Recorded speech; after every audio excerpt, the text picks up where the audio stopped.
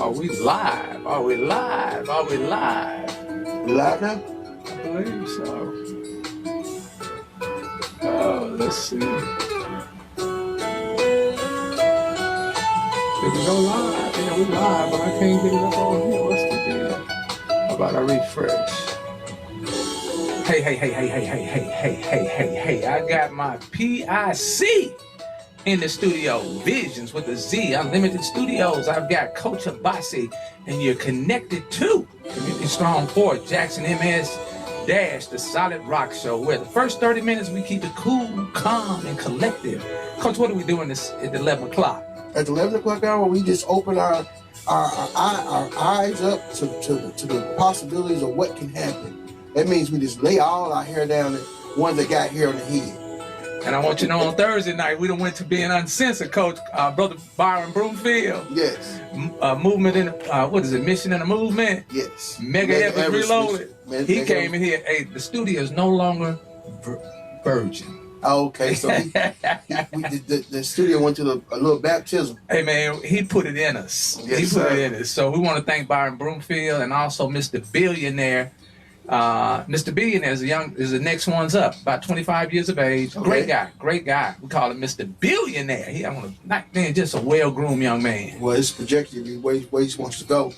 So you can, these days, billionaires is common. It sure It's is. common. And I need to surround myself with more mindset billionaires. Yeah, and that's what I was at when I was up north. I was around a lot of people. You was up where? Coach keeps was slipping up out. I north. want my listening audience and my viewing audience to know this brother keeps slipping out of the city on me. Yeah, you have to do. It's three things that change your lives: the people you meet, the places you go, and the books you read. So I like to go to different places, and sometimes I just do what we call unscheduled events. Yes, sir. Yes, sir. That's Are y'all still testing the mic? Are we No, good? we good. Tell me what we need to do. Okay then. All right. Are you good? Are we good with you, sir? Yes, sir. I just saw nobody said nothing else. Yeah, we got the Facebook Live rolling, so we just kind of preempting ourselves to see what's going on, sir. Yeah, just doing a little check and balances of where we was at over the last 2 or 3 days. All right, so Coach, you slipped out of town on me without my permission, without the Community Strong team. The board of directors didn't give you permission, but then again, somebody probably did. Yeah. Where did you go? What did you do? And how did it encompass bringing something back to us 11 hours? I went to He wouldn't even Harrisburg. let me finish. I went to Harrisburg, Pennsylvania, so I can kind of see the bigger picture. I went to go see the Hershey factory where they actually make chocolate. And I wanted to see Willy that. Wonka, the black Willy Wonka is in the building. So they have a whole town called Hershey, Pennsylvania. Are you serious? Yes. What's the population, Coach? What do you think the population It's thousands. Maybe it's maybe 50 to 100,000. They got a Walmart. They have Walmart. What about the Sam's? They have a Walmart and Sam's. Actually, the infrastructure of the city is so important because at one time there were certain people who had money, philanthropists, right? And they would create towns, and they would create their businesses, but then they had the township around their business, right? And that's what Milton Hershey did. With Hershey. Okay. What's a philanthropist? What is a philanthropist? What is a philanthropist? A philanthropist is a person that has a lot of money, a lot of influence, and they want to give back to the community to balance off what they've been doing, as far as the contributions they made. And it's very important because when people understand the story of Milton Hershey, he had failed businesses, and he came from a He had what now? Failed businesses, several businesses that failed. And he came from a family that was real poor, but at the same time, He came from a family that was what? they was very poor. Okay. Right? They were so poor that it was below the. They was both below the poverty line. Okay. It was back in 1872, something like that. So they created a school back in 1909 called the Milton Hershey School. At the time, it was industrial school, just like a lot of great movements started back in the 1900s, 1909, 19 something. So we would get a chance to see some history, Okay.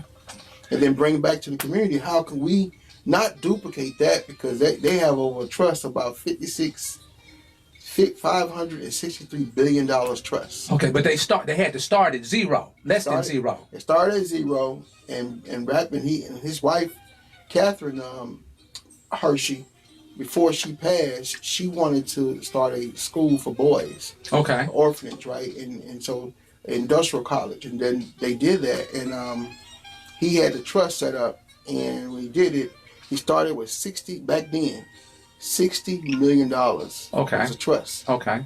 And that trust now is $563 billion. So I want to encourage our community that we need to Google trust and start the process of educating, informing, then educating, then collaborating, and also, well, we're going to say connecting, and then after that, we want to do what we call engaging. It's important because once we start understanding how businesses work, then we can start using that to create a legacy. And with that trust, they was able to create a lot of subsidiary companies. And these subsidiary companies were able to do things that was beyond our imagination. Wow. Yeah, they was able to create companies, and they was able to acquire other companies like Reese's Pieces, whatchamacallit. All those particular companies, they was able to acquire those companies because of their massive amount of resources they had. So when we put aside our differences, we put aside our egos, we might be able to get something accomplished, Tom. We can. Right. But on that scale, I wanted to see it myself. Sometimes you read things in a book, but I wanted to see it myself. And once I saw it myself, I got a chance to see. I learned a lot about what is important for community when you bring community together, and you have different ideas and people have different ways of doing things, and that is really important. Also the principles of Kwanzaa is important too, because I saw a lot of collective work and responsibility when they took and pulled their resources together, and then also being able to manage ways of how the community, keeping the community safe.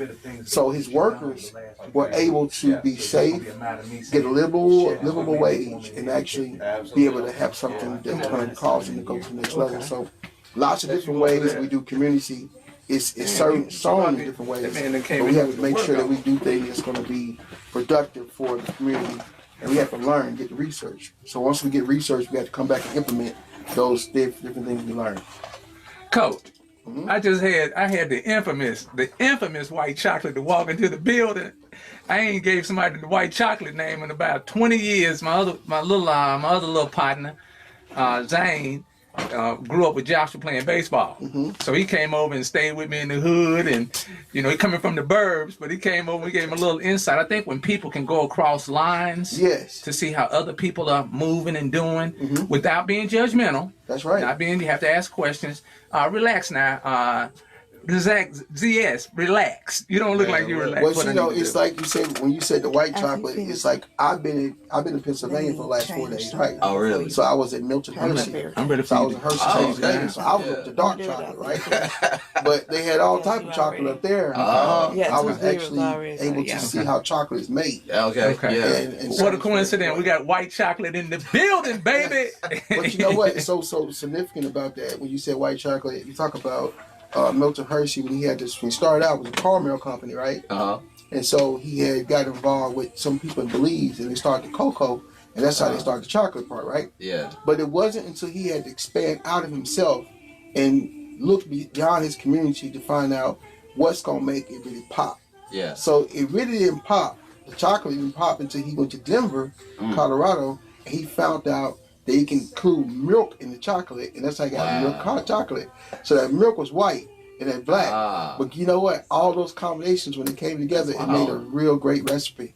Well, so never thought it. We're looking forward for a ride, and this fire's from the burn today, because Zach, I know you have a heart for all the people. Yes, sir. And you're doing the work. That's important. It's very important we're doing the work. It's dark. So it's talking about doing the work. You know what I'm saying? Yeah. So That one is I was blessed to do that. All of our listeners and viewers today are going to be for a treat, because you're going to get a chance to see some different perspectives of how you can move in a way to where people can understand your personal life, and they can understand your professional life and how it intertwines and is able to be a duplication of what we want to see for the community. Yeah. We want the community to see something that's actual functioning, right?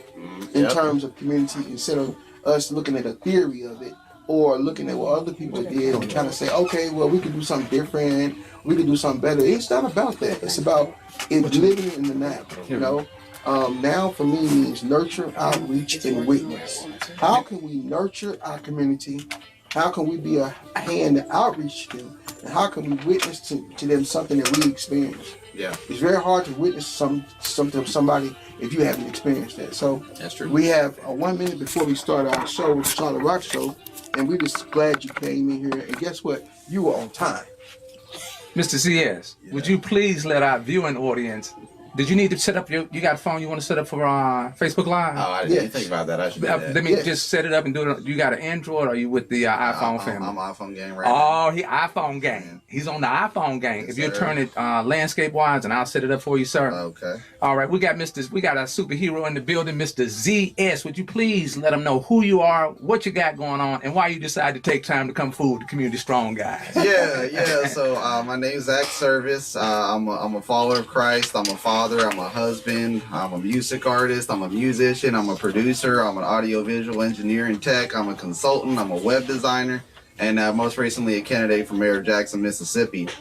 And I just like to have fun with people, man. It's really cool to actually be in the building because this is the first studio in Mississippi I ever worked at. Wow. I had an opportunity to get connected with Miss Miss White when she was a part of a ministry called I think it was called The Healing Place at the time, and she was doing church in the park at Poindexter Park and feeding the homeless and doing a service for them and stuff. And she was very heavily involved in helping the mission of what we were doing with Team Go Urban Ministries. Okay. And Martez Cobb was the leader of that ministry group. And funny enough, I was the only white member of the group. I ended up joining and the youngest member of the group at the time. But it was just a God thing. And he was the lead engineer here at Vision Unlimited Studios at the time. And he was like, man, you seem to be real good at engineering, and I like to mix my own stuff, record my own stuff. He's like, why don't you just, come be an assistant engineer and do the work. So I got to come in here, so Tyler kind of gave me my first start in a real studio. Right. And from there, I was able to build my skills up, and get more involved to the point where a couple years later, I was able to start my own. So it's almost like a reunion for you. Yeah, it's really cool actually. Like, I never, like when I came to Mississippi 10 years ago, and when I first got connected here, it never occurred to me that I would be like the most recent time I'd be sitting here. I'd be sitting here while being a candidate for something in the city that originally I came to. I never even knew anything about. Right. Chocolate. Isn't it wild, man? How God. Well, it's you be at the right place, right time, and understand you connect to the right people. Yeah. That's what's important. But you got to be patient. Yeah. And then say those that wait upon the Lord should do their shit. But the other part is hold just 1 second. Hold on 1 second. Hey, Brother Claude.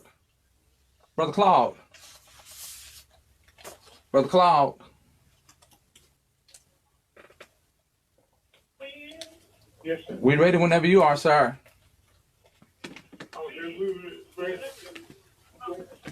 It's 10:31. No free promo.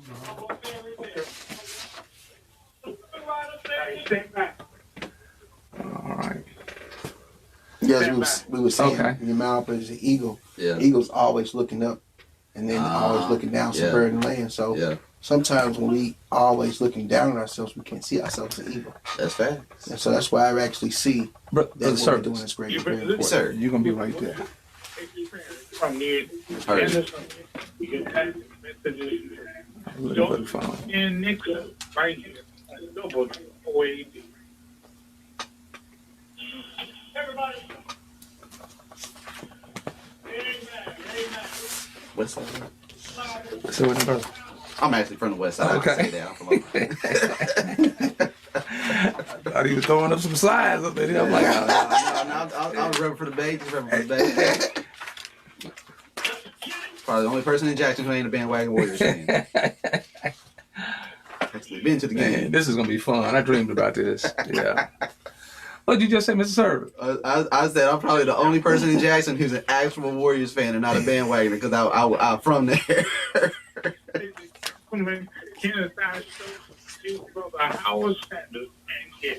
Good morning.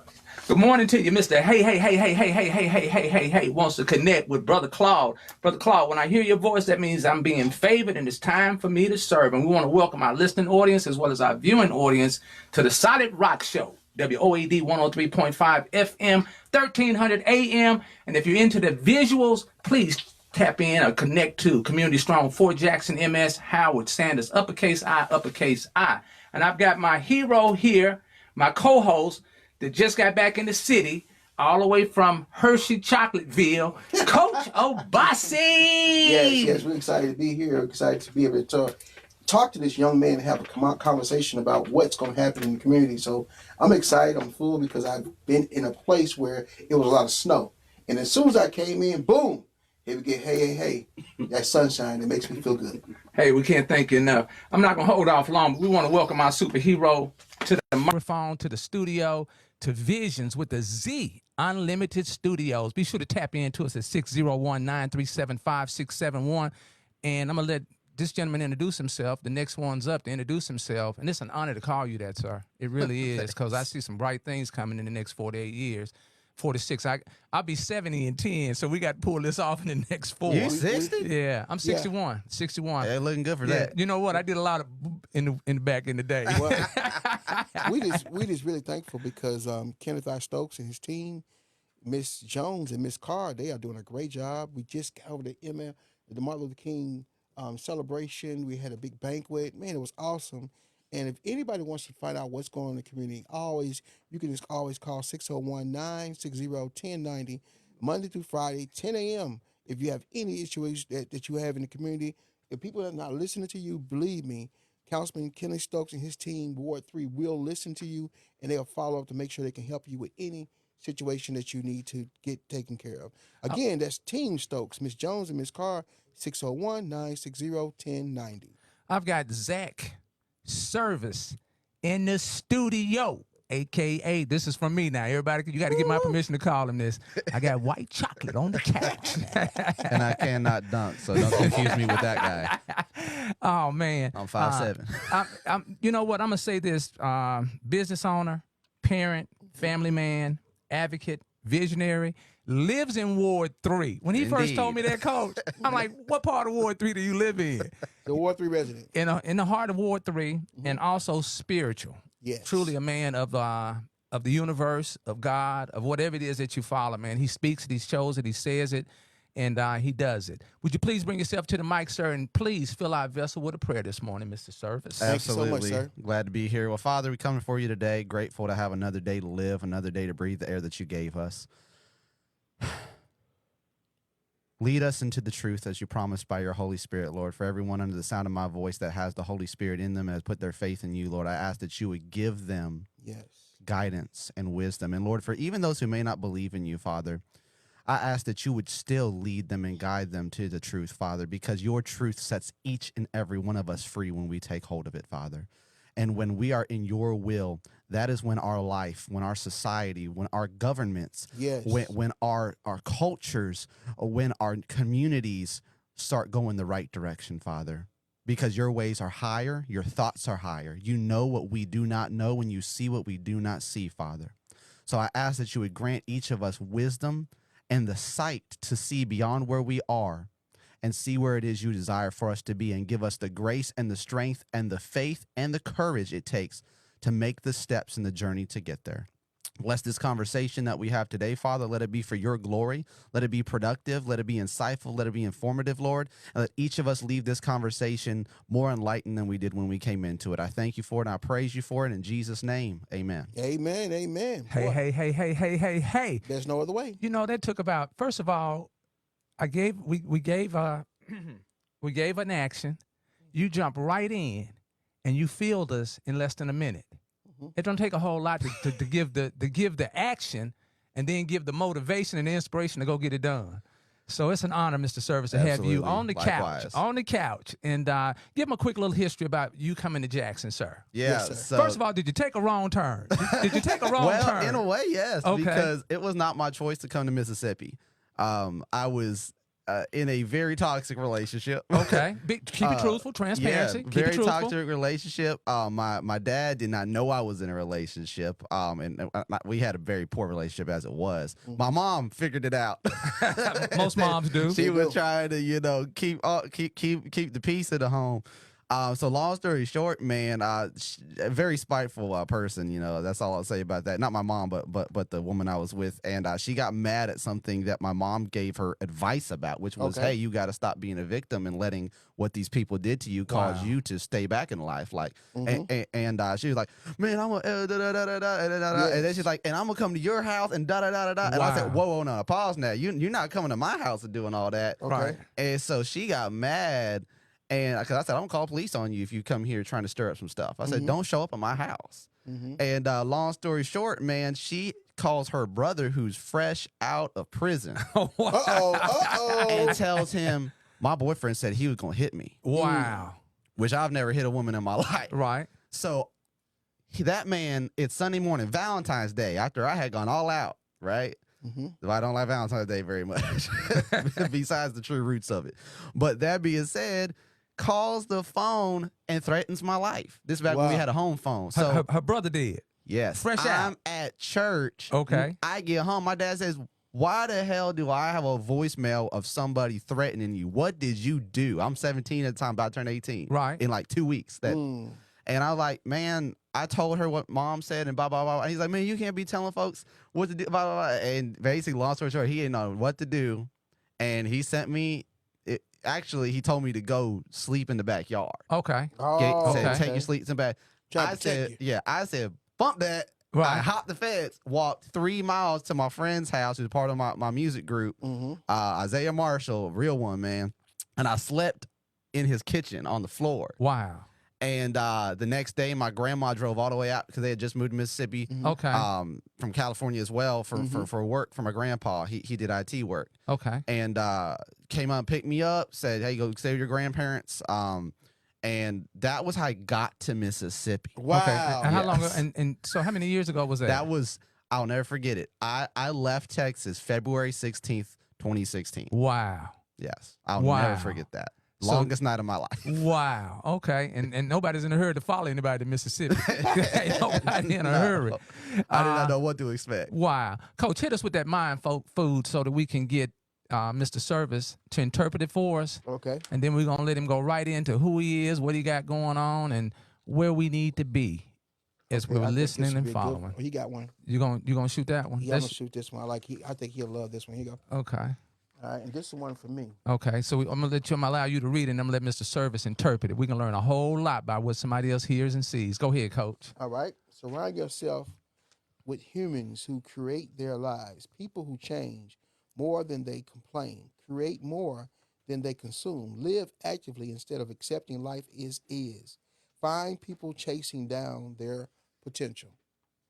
Does he need to hit that again? No, that I mean, that describes forward motion. Wow. If you're not in a circle of people who are moving forward, it's funny because I was just a huge part of my platform, not to touch politics, but a huge part of my actual platform is informed by the past, planted in the present, but focused on the future. Wow. And that's how I live my life. Okay. So I think a lot of times we get caught up in people who are stuck in their past or they can't see beyond their present.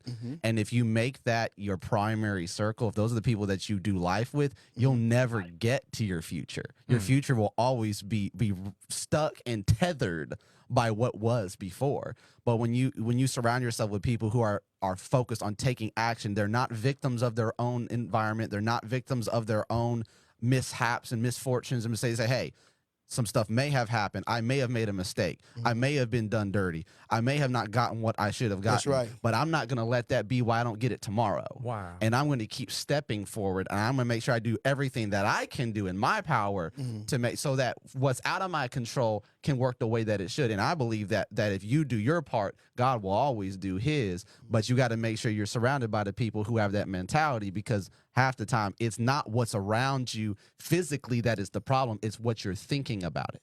I like that. That's lift. That's lift. All right, go ahead, Mr. Service.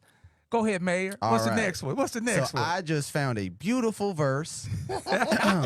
Exodus 14:14. The Lord will fight for you, and you have only to be silent. And another translation says, just be still. Just stay still. There will always be trials and tribulations in life, but God will carry you through every storm in your life. That's a preach. And give you strength to make it. If God has been good to you, praise him. Amen. Kareem Hadiah. Well, hallelujah. Amen. Father, I give you praise. Amen. Thank you for what you've done in my life, Jesus. Yes. It's funny. I remember the last time that the Lord actually planted that verse in my spirit. It was about 4 years ago. We were having when I was leading the worship team at Redirection Church.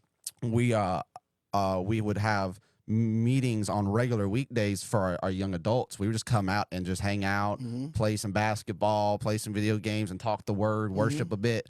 And I just remember that night we had some people who were going through some real tough stuff, a family situation and a housing situation. Right. And I remember that the Lord, I was praying. I used to work out of my pastor's office because I worked for U-Haul, their contact center as a manager, work from home. So I would work in my pastor's office, come out for rehearsal on my lunch break, and go right back to working in the office. And they would continue worshiping or whatever they're doing. So I came out of the office with my Bible. The Lord had spoke to me for Exodus 14:14. I got to I shared that scripture with that family, and man, within a week, we watched God turn it around. So that's true to me. Sometimes you got to just stay still and watch God work it out. Don't get freaked out by what you're facing. Wow, Zach, you don't sound like a 20 in your 20s. This is one of our next ones up. He doesn't sound. This guy has been on this planet probably. You probably in your third or fourth tour. He's actually lived that scripture in terms of being around people that can help impact his life. Yes, and you actually listened. But at the same time, sometimes you didn't listen. Nope. You know what I mean? So it balances itself That's how out. I got here. And I like when you said that turnaround, because the term called shundo in Hebrew, it means to turn around. That's right. And what God is doing in your life is turning you around and helping you to see that other people can turn around too, if they just depend on that. That's right. The beauty of sitting on the couch and having you all take time, the superheroes in the city of Jackson, in the city of Jackson, Hinds County and surrounding counties, is we get a chance to see who you are. We get a chance to feel who you are, and you get a chance to express where you're going and what you got going on. Zach put this out on his Facebook page. Okay. He said, I'm excited to share the air with Community Strong for Jackson MS this Sunday at 10:30 a.m. live on 103.5 FM, 1300 AM. It's always informative and full of great, meaningful conversations. It's always informative and full of great, meaningful conversation. If you're available, tune in. Now, here goes the he's redirecting now. Okay. If you're available now, tune in. But if you're not, go back and watch the live stream after you make it home from your worship gatherings. And I said, wow, when you got that kind of broker, it's nothing but success. He also said, I'll be a guest on the Solid Rock Show, and we're going to have some great conversation about my plans for the city and what I think we can do as citizens to turn Jackson around. Share it with a friend and don't miss it. Hashtag service for mayor. And you need to know how to spell his name. Please spell his name correctly and pronounce it correctly. Man. I'm the same way, stickler. Hashtag Community Strong for Jackson MS. Hashtag Zach Service. Hashtag We Are Jackson. Hashtag Community. Hashtag Jackson, Mississippi. Hashtag Jackson. All Coach, tags.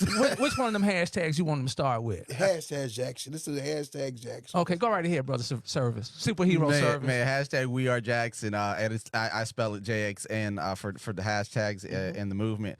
But man, so we are a great city in spite of what we've had to overcome. You know, I find most people don't know a lot of the history of this city.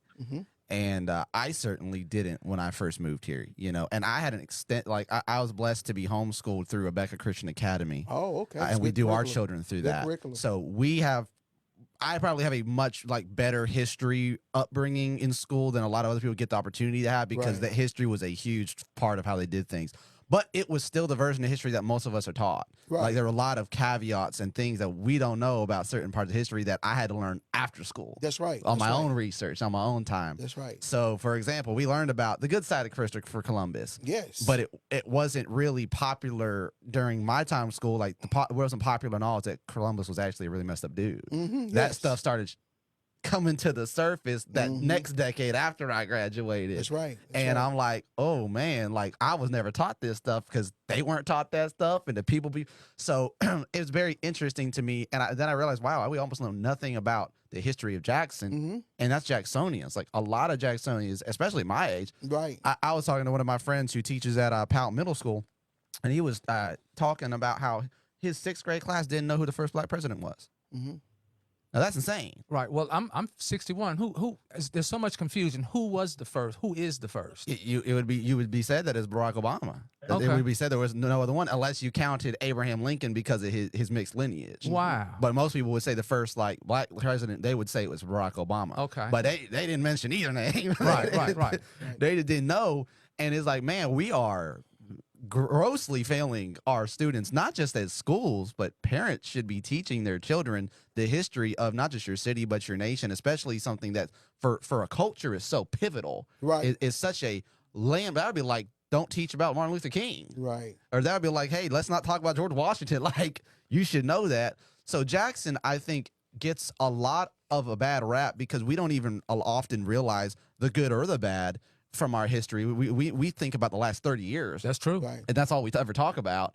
Or we talk about the 50s and 60s. Like most people didn't know what I was talking about when I made that Facebook post about Mayor Thompson, who was our mayor for 20 years and is he's probably the one who put the hit on Medgar Evers. Let's just be honest. Because he was the mayor when he got Allegedly. We're going to use the word allegedly. I've been watching a lot of allegedly. Yeah, let me okay, not get into a slander lawsuit. But even when you're talking about Jackson, you talk about Andrew Jackson, okay? Yep. So people look at their $5 bill and they realize that was the president at one time, and that is what the city of Jackson was named after. And then when you actually go and study and research about Andrew Jackson, it gives you a whole different perspective. But we've come a long way. Oh yes. Since then, and he was a wild dude. I'm glad that you are actually giving us an understanding from the next ones up how we need to go and get this research and bring it back to the people. So continue. Why are you such a history buff? I called, in the promo commercial, I called you a walking encyclopedia. Britannica. So why so much the history? Yeah, why is that important? Well, first of all, it's funny because I actually grew up reading encyclopedias and dictionaries. That's all we had. We didn't have Facebook. I had the Merriam-Webster's right on my bookshelf. And the Strong's Concordance, man. But history is important because, and people say this all the time, if you don't know your history, you're doomed to repeat it. Yep. And it's true because if you don't know what worked and didn't work, you'll never be able to self-evaluate. There's something that Paul said in the Word. He said, walk circumspectly around yourself and examine yourself to see if ye be of the faith. What's he saying? Check yourself before you wreck yourself. Wow. And if you don't take the time to study who has come before you and learn from that, then you'll make the same mistakes because even the book of Ecclesiastes says there's nothing new under the sun. We're just facing the same situations in different packages. There's no new what does the Bible say? There's no temptation that's befallen you that's not common to every other man. But God will always make a way of escape. So it's my belief that there's always a way out of the problems we're facing. But if we don't study how people before us got out of it or how they got stuck in it and buried by it, Look out. we'll never be able to come up with a fresh solution. So it's very important that we're informed by our history, but not bound by it. Wow. Zach, you got 3 minutes for people who have never heard your voice. Yes. Have no idea who you are. Yes. And what you got going on coming up in the next 3 months, but also the next 4 years. Yeah. Let us know. Okay, so I'm running for mayor of Jackson, Mississippi. I'm an independent candidate. And I chose to run independent because I'm probably the only person in the race who's an actual political independent. And it's not just running on that ticket to secure votes. Because I believe that the party system was never designed by our founding fathers. Even George Washington said, it's my belief, he said, and I'm paraphrasing, but he said, it's my belief that the moment that we take that road, it will be used as a tool for men who want power to take power upon themselves. It was never meant to serve the better interest of the people. So that's why I chose to run independent. Because I don't want to be beholden to anybody's agenda. Gotcha. I want to be able to stand on what I believe on my platform. So I believe that Jackson, we're in a bad place, but we have some forward motion that we can build on if we frame it correctly. Okay. So I have 3 goals. We create accessibility, accountability, and affordability. access to all the information that you should have the right to. I should pull up the website and know the contact information for everybody in all my ward councilmen, my police department, all that stuff. I should be able to get an answer if I say, hey, who's over this, who's responsible for this, access to know what's the progress on a project, access to know, hey, what's the budget for this, what's that. I shouldn't have to do a public records request for council minutes. Like, that should be publicly accessible. Accountability. Where are we spending the money? Why are we spending that money? Who's spending that money? Who's here? Who's there? What are you doing behind the closed doors? What are the conversations? Are you doing what you said you do? And affordability. Are we making sure that what we do is cost effective? It's efficient. Who we're hiring? Are we making sure that not only is it affordable, but are they qualified? Can they do the job? And I don't care about your degrees, just to be honest. I didn't even go to college. Go right I ahead. care about your nothing to do knowledge with the and movement. Go ahead. your knowledge and your experience, and your integrity. Right. That's what I care about. And then I've got a plan for block by block, called block by block, where we are, instead of trying to do this grand vision for change in Jackson, we go block by block and we say, okay, what is this block missing? Do they have the housing they need? Do they have the water, that quality water that they need? Do they have a grocery store? We got to end the food deserts, specifically in South Jackson and West Jackson. So my plan for Jackson is a counterclockwise clock. We start in South Jackson, we move up to West Jackson, we move up to the north, and we end our economic and regional development in East Jackson, because East Jackson's already in a great place, and we can't use the trickle down idea of development. We have to find the people who are the least of these and lift them up so that they can then be partakers in an equitable future. And are we at 3 minutes yet?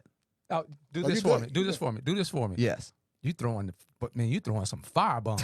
Woo! I'm loving it. Let people know how they can follow you. Yeah. How they can communicate with you, and how they can support the movement, sir. Yeah, absolutely. You can follow me on all social media platforms besides X at Zach Service, and on X I think there's an underscore between my names. It's spelled ZACH. That's my first name. ZACH. And my last name, Service. It is not a church service. It is spelled SERVIS. SERVIS.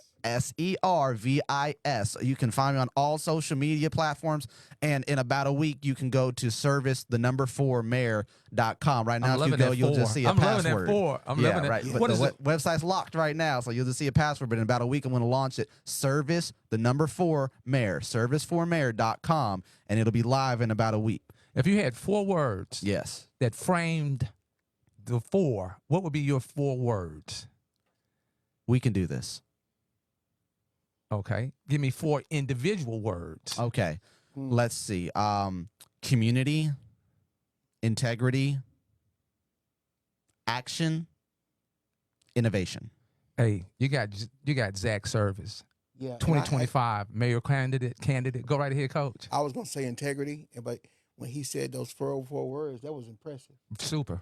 It was impressive because to see that you've actually you've been studying what this role is about, being mayor. You know, so it's not you're not a novice at this, but at the same time, a person can look at it the wrong way and say, "Oh, he's so young, he don't have the experience." Close your eyes. What would you say to those naysayers? Ronald Reagan was told he was too old, and he won 2 terms. And while we can disagree with a lot of things that he did, we do know that it was one of the safest, strongest periods of our time. And I'm not the youngest person to run for mayor or even win. I believe his name is Jalen Smith in Erie, Arkansas. He was elected as their mayor, the youngest mayor ever, 18 years old, about a year ago. Young black man. Yes, wow. Right. Erie, Arkansas. So if an 18-year-old could do it, I could do it at 27. And I believe that because I'm surrounded by wise people and wise counsel, you're not electing a 27-year-old. You're electing the wisdom and knowledge of our entire city's history. Go right ahead. Hey, today we've got the Click Up Wash Day edition, 5225 Mississippi Highway 18 West. That's today, Sunday. 3 p.m. to 6 p.m. with our very own 7 Spaces Entertainment. That's another Next One's Up group that's moving. We're not going to say group, but movement. Also, Hines Behavioral Health Services, Mobile Crisis, 24/7 Crisis Response, 601-955-6381. 988 is a suicide and crisis lifeline. Please, please don't handle these crises by yourself. You've got resources in the city of Jackson. All it takes is for you to back out, be silent, and make these phone calls. Also, the Jackson Resource Center and also the Yellow House, please, please support them with your time, your effort, and your resources. Anything you want to add to that, Coach? I just want to make sure that everyone understands that throughout the week, we can't get any questions answered about any problems. Always call Councilman Kenneth I. Stokes, Ward 3 at 601-960-1090. And you can call start at 9 o'clock. Miss Jones and Miss Carr are going to make sure we can help you answer any questions that may be some interest that you need to find out what's going on for in the community. Also, the City of Jackson, Mississippi Economic Mobility Class 2025 Discussion and Insights, January 28th, Wills and Trust. You got to make sure you got that in your paperwork. Trustmark Core, 3635 Highway 80 West. That's going to be 6 p.m. to 7 p.m. Superhero Zach Service is about to go unapologetic on the Community Strong for Jackson MS. So please tune in to our Facebook Live. Howard Sanders, uppercase I. This gentleman is bringing some fireballs. He told me don't bust the pipes. I said we're going to bust the pipes. I got nothing He to said, deal man, with. you're tearing up my infrastructure before I even get in office. You're already killing the budget. But anyway, we want to thank each and every one of you all for tuning in, for connecting with the Solid Rock Show. Community Strong for Jackson MS. We got superhero Mr. Zach Service. Please don't miss the next hour and a half, because he's taking a little drink and he about to roll. Brother Claude, please hit that theme music, and we'll see you guys next Sunday at 10:30 a.m. right here on the Solid Rock Show.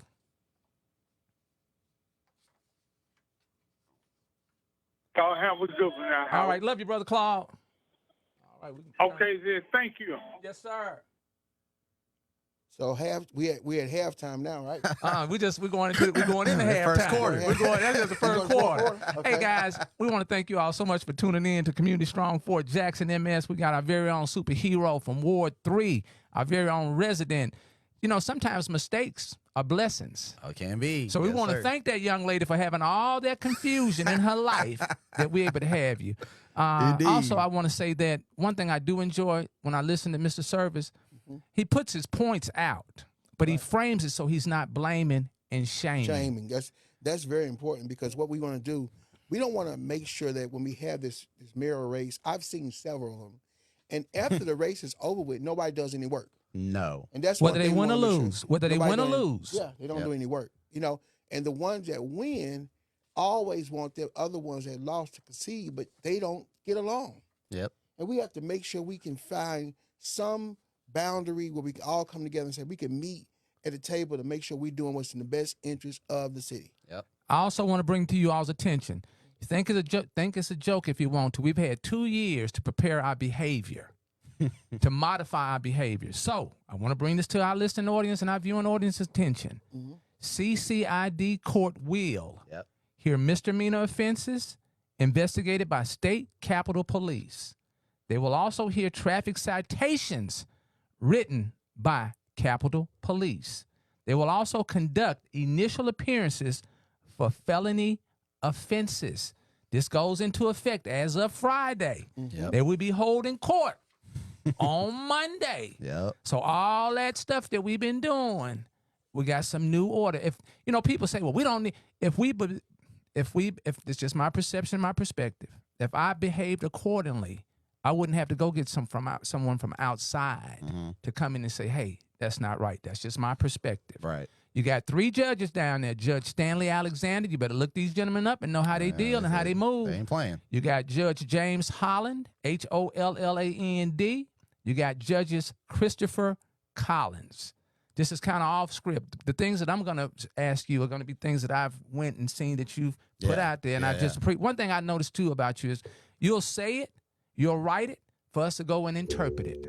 So thank you so much. Absolutely. I think you're one of the most realist people on the map that's able to show and share with us what's going on. Also, free tax preparation. And this is going to be 601-203-4540. What do you think about the CCID and the new judges in the new courthouse? Let's see. How do I answer this in a very, very clear way? As a leader. Do it as a leader. Yes. You're a leader. Tell us the truth. I think it is a tough situation because there's nothing like this anywhere else in the nation. It's unheard of. I did my research. There's only 2 other cities in the nation who have ever even allowed their Capitol Police in recent times to jurist outside of the Capitol complex buildings. Wow. Yes. But it's also unheard of the level of crime and wildness we're dealing with in the city from the failing water. I mean, this is worse than Flint, Michigan, worse than the Detroit situations where it's unheard of. And it would be different if, I think it would be different if there was some of the leadership in the city that was trustworthy, like they were considered to be trustworthy by higher up officials. Right. But we've seen with these recent indictments, with stuff that many of us have known for decades have been going on, even before the last 30 years. Because a lot of folks, let's just be real, because we off the air now. Let's be unapologetic. Go a right lot ahead. of folks like to blame stuff on the last 30 years because the color of the person in office changed. True. Yes. But Yes. they forget the fact that the whole system was set up to mess them up in the first place. Right. Yes. That right. people before Harvey Johnson didn't do what they should have done to make sure he was set up for success. Wow. They didn't plan for maintenance. The water system should have been repaired 60 years ago, 70 years ago. Right. You can go, how far do you want to go back? It's Right. hundreds of years old. The pipes, like this was known issues. So they kept kicking the can down the road. They kept doing what? Kicking Kicking the the can. can. You're right. And now they point the finger at, see, because I know, I talk to folks every day, and I tell them, I say, you wrong, but they say, hey, ever since the black people got in office, it got bad. And Say I that say, again. Ever since the what got in Ever office? since the black people got in office. And I say, hold up now. Right. Because those same issues existed the day before Harvey Johnson took office. Right. They just now became his issues because Wow. he's now the mayor. Right. So how are you going to say as soon as Harvey Johnson got in office, it started going down when they didn't talk about Kane Ditto? You're not talking about Danks. You're not talking about all these other mayors who, while they may have done some good stuff, they clearly were neglecting these issues. And then a lot of times when you look at the whole, not look at just Jackson. Yep. Because I'm from Albany, Okay. New York, and they had Capitol Police. Yeah. But they had different jurisdictions that the Capitol Police can be in. Yep. And also the surrounding areas. Yep. Look at Madison, look at Rankin County, look at Pearl, look at those areas. Those areas have different ways of doing things because they're self-governing. Yep. And then they was able to benefit off the resources of Jackson. So Yep. you, as being a mayor or candidate, how will you work with those different areas if you would become mayor? Yeah.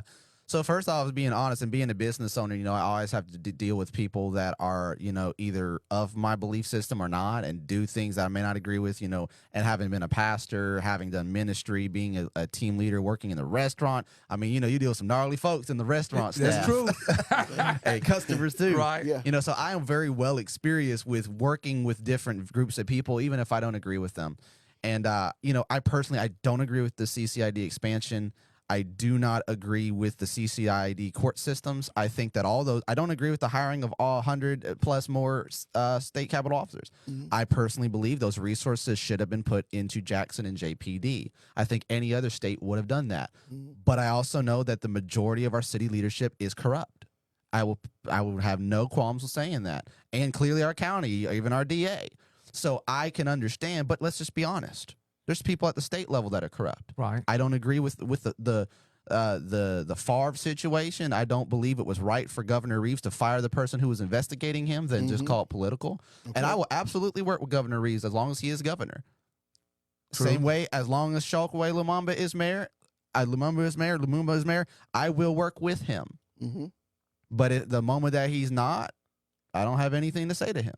And I don't mind saying that in public, because you're known by your fruit. Right. And the same goes for the state. So for anybody who thinks, well, what you going to talk about the city, what you going to say about the state? I'm going to say the same thing to anyone. I will look Governor Reeves in the eye and say, sir, I don't trust you, but I need to get something done for my people. So if you can do right by Jackson, we will be able to work together. And if not, we'll get it on our own. Because the lie we keep getting told is that Jackson doesn't have resources. No, we do. We're just being raped and pimped.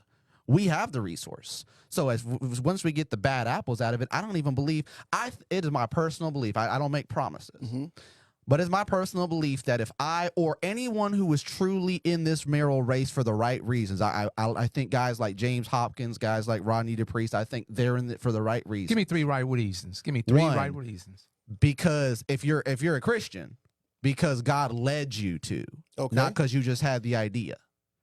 If you're not a Christian, because you gave it a lot of thought and you talked to counsel.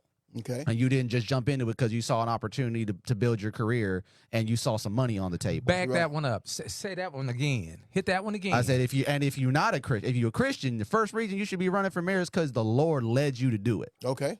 And you had wise counsel. But if you're not a Christian, at least it should be because you thought it out long and hard and you had wise counsel say, yes, you should do this. Not because you saw an opportunity to build a name for yourself, advance your personal career, or have access to the money. Okay. Reason number 2 you should be running is because you have a unique skill set or you have the qualifications and experience to be the best leader for the city. Okay. If you don't meet the qualifications, you should not apply for the job. Because you're not, it's a public service position. Public now, service it's position? now CEO, but it's a public service position. Define public service Yes. position. That's different. From the It's next one's up. It's supposed to mean I exist to give of myself to the public, not to use my position to build Powerful. myself up on top of the public. Wow. Okay. It's servant leadership. So it's people over the profits. Yeah, it's supposed to be. Okay. Is that your experience? Is that your family lifestyle? Is that just things that you've seen and said, hey, I'm sick and tired of being sick and tired. I'm sick and tired of being sick and tired. Man, I use that phrase more and more every day. It is. I mean, I was raised in the Word, man, the Word of God, man.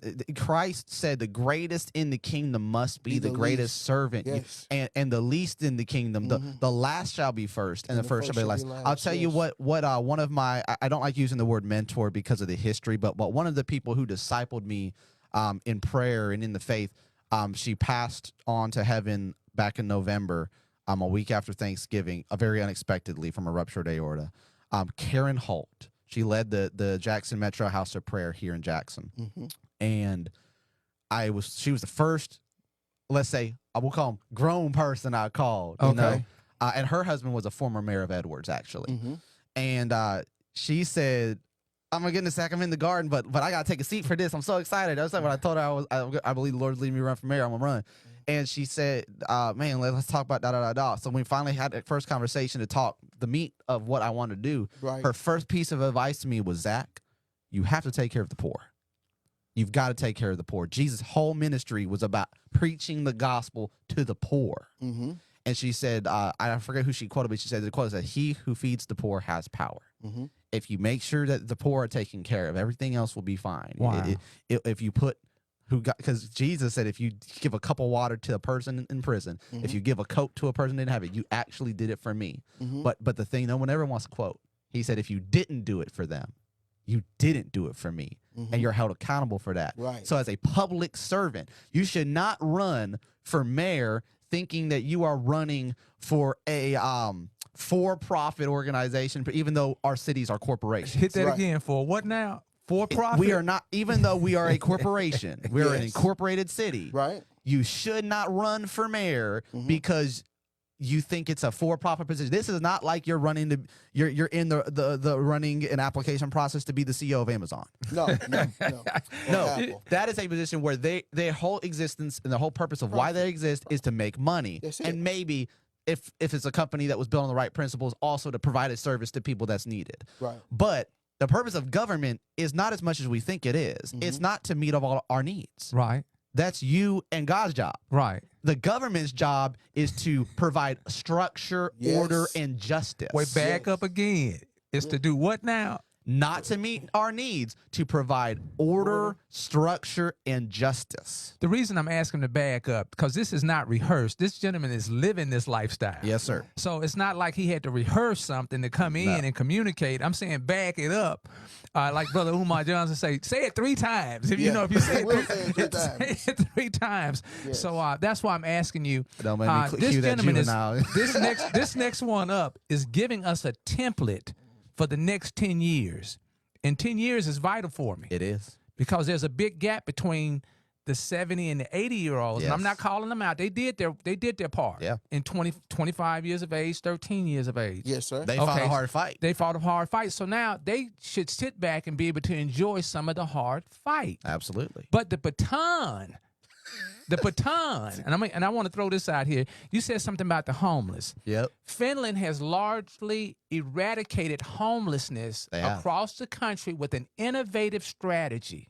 Okay. And we're talking about the Jackson Resource Center, our tiny houses project, and people want to hold on to the 70s. We're not in the 70s. No. People are here, and more are coming. Yep. You know what? I heard one homeless man tell another homeless man in California, hell, I ain't going back to New York, man. We need to get everybody over here on the West Coast.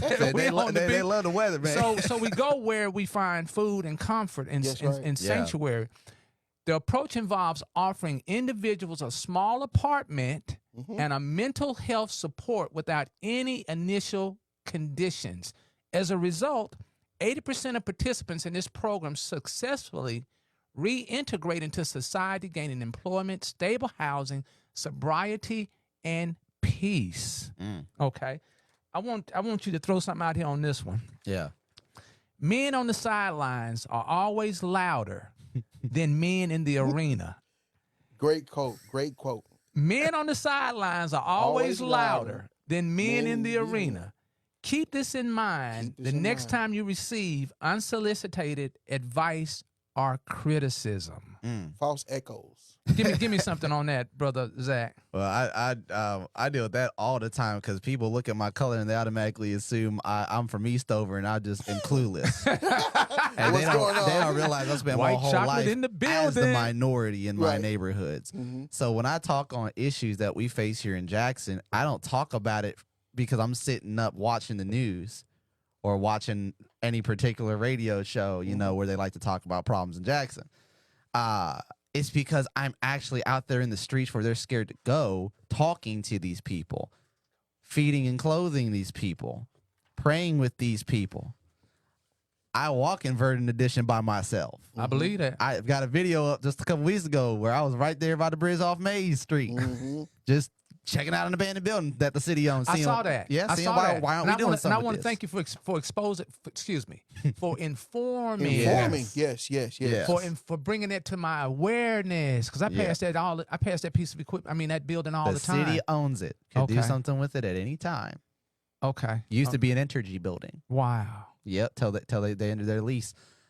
Yeah. And so I get in the community, man, because this is Jackson's what gave me my home, gave me my start, man, in my career and everything.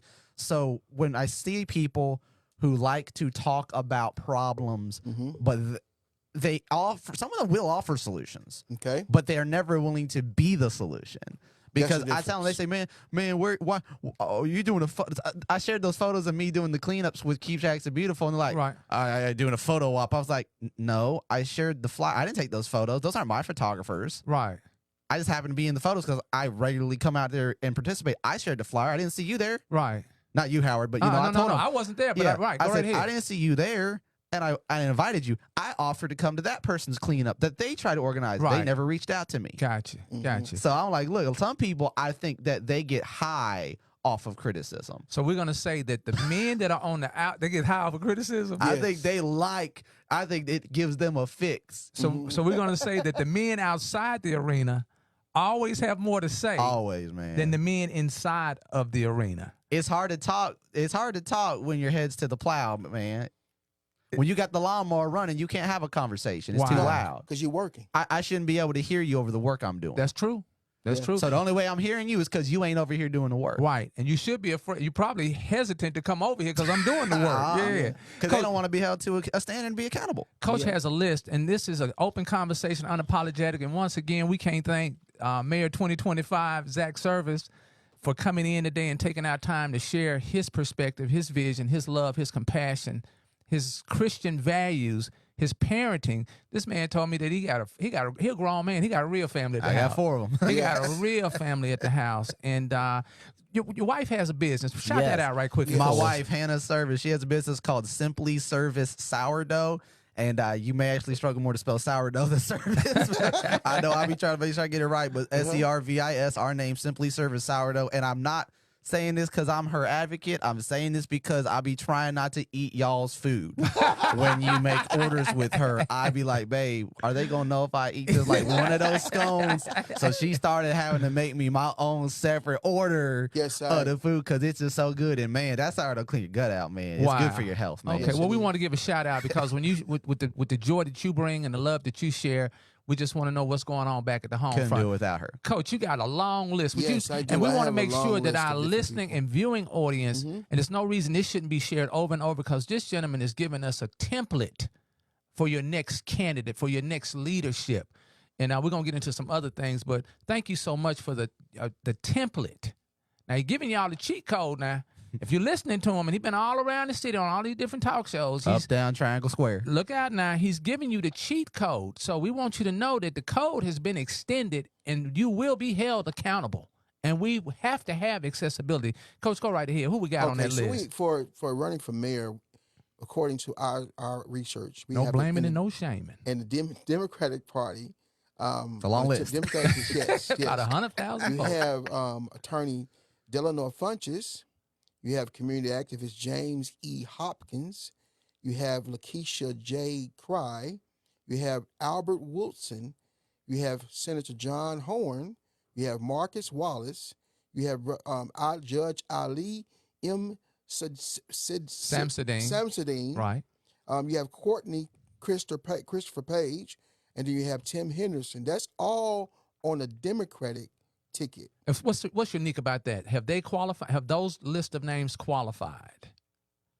No. Okay. This means that this is the unofficial qualification list. So this means that they have passed the process of being, well, actually, you need to clarify that with the city clerk because it's a little bit different for independents. Because with them, from what I was told, their parties, they don't accept the approval process is not done till I believe February 15th. Okay. That's right. Okay. And for independents, I'm not positive how that works, but I know that right now, like for example, I guess it's my first time saying I didn't even get to post my flyer yet, but I just got the call on Friday and they were actually calling to tell me I didn't qualify. Then they rechecked and they had their number count wrong. Right. And but they said I did qualify. Hold on. Thank you.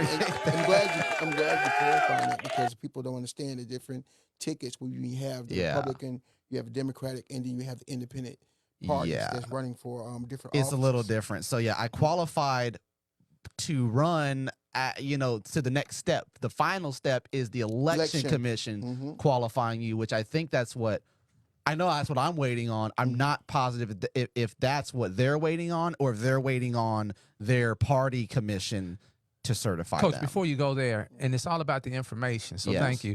Is the process laid out like A, B, C, D, E, F? Are you having to figure it out as you go through the process? So this is technically next one's up. It is, but technically it's not. So it's like realistically it's not, because they're only using.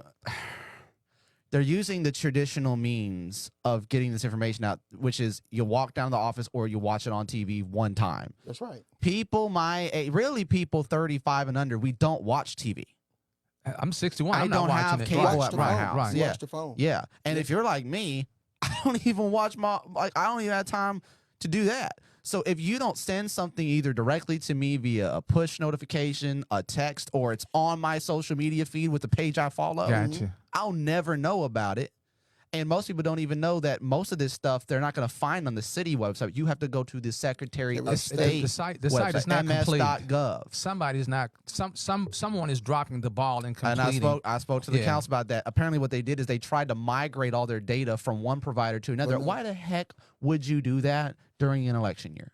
Well, most of it is because of information and the way the electoral college runs here in Mississippi is so backwards when you go to other states. Yeah. But also what have to do, the next ones up, have to take the initiative to find out how can they be in the process. Yeah. So that's why I like this. The next two candidates we have independent.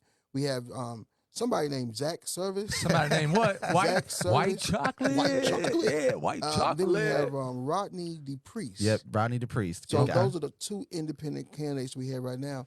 And then what we need to do is we need to be more educated about these particular candidates. Yes. And we need to have forums. We need to have information because what we need to do is make sure that everybody who's running for office is accountable for when the election is over with. Exactly. Yes. That's where we That's where the work starts. yeah, it works. Well, that's the work. I think that's where the work continues. Yeah. Right. Because you can look at, I'm looking at all the candidates in the Democratic. I can only name, I'm not going to say any names. Keep moving, Coach. I can only Don't blame it name- and shame. I can only name 4. I can only see 4 individuals that I personally have seen doing work in the And community. we want to invite you all to Community Strong Fort Jackson MS to share your Come on out. template. Yes, Yeah. it's very Come on important. out. It's, Okay. and when you share your platform, what you're doing, and what you plan on doing, what you're doing right now, and what you plan on doing, if you become the mayor, it's going to be important for us all to work together. Give That us is give us a template, because Brother Zach, I done pulled a whole lot of stuff that you say that you did. And What one you thing got? about it, when you say it, you attach it. Yes, sir. You put it in print. Coach, who else we got on that list? We We're gonna have. run through it right quickly. I just named everybody. That's mayor. They got another for big mayor. list behind Yeah, there. Look at them councilman. other pages. We're Oh, just getting okay. started. The mayor Oh, yeah, page we is just getting easy. started. Okay. Need another one of them waters, sir. You get- I'm we have, good. I got okay. one down here. We had Brother Broomfield in here. We had some candy on it. He ate up all the candy this past Thursday. He said, "Bring out the mothballs." Okay. Now for I keep my stock on. Yeah. Thank you, sir. now for the wards. Go right ahead, we please, have sir. Grace Green, independent candidate. We have for Ward 1. Shout out to her, by the way, for being active on Nextdoor and actually responding to citizens. Wow. What does that look like to you, Zach Savers? So she, savor. Did I I say guess I will be service? saving us a little Did I bit. service? Service, yeah. What I say? But, Savings? You say Saver. Oh, save her. Somebody say. Go right ahead. Go right ahead. But she's one of the people who's actually active on Nextdoor. She actually, when I had some questions on things I wasn't sure about on my That's what it's all qualification about. process, when I was considering running on a party ticket, she actually reached right out to me and said, "Hey, this is Wow. what was my experience." And so, shout out to Grace for actually being active. Okay, and Miss Grace accessible. gets a shout out. Hold on. Yeah, yeah. Shout out for that. Okay. All right, for Ward 2, you have Tina Clay, Democratic. Then you have Bethany Williams, Sheriff. I think it's Sheriff. Yep, GOP candidate. Okay. Keep moving. Okay, you have Ward 3, Kenneth I. Stokes, All right. Democratic. Ward 4, we have Brian Griswold, Okay. Democratic. Grizel. And then Grizel. Grizel. What do you call him? I said Grizel. Grizel. I was thinking about the Grizel. I was thinking about the different. Yeah, he's a Mr. councilman G, I out want you here. to know I didn't That's say that. So we stand correctly. I can see a big smile on his face. Like, Yeah, I didn't say that. Okay, Gazelle. All right, and then we have Ward 5, all Democrats. Vernon Hartley and then Charles Alexander, Okay. all Democrats. In Ward 6 as well. We have Iman D. Thompson, Sr. We have Lee Scott, Brad Davis, Lee Bernard, Antonio Porter, and Jonathan. Is it Jonathan Cortell? I guess. Jonathan It's- Cortez. Okay. If we messed it up, call us and let us know. 601-937-5671. Yes, we will correct it and apologize. Unlike WABT. Hey, Miss I Engineer, before you go, we got another list. There's still some more names on It's that page? another- I'm Probably seeing- Ward 7. Oh, no. Also for Ward 6, we got Chris Alexander. For Ward 6, all It Democratic. must be a gold mine. It must be some It's, pot of gold over there in that pretty much community. a guarantee over slot.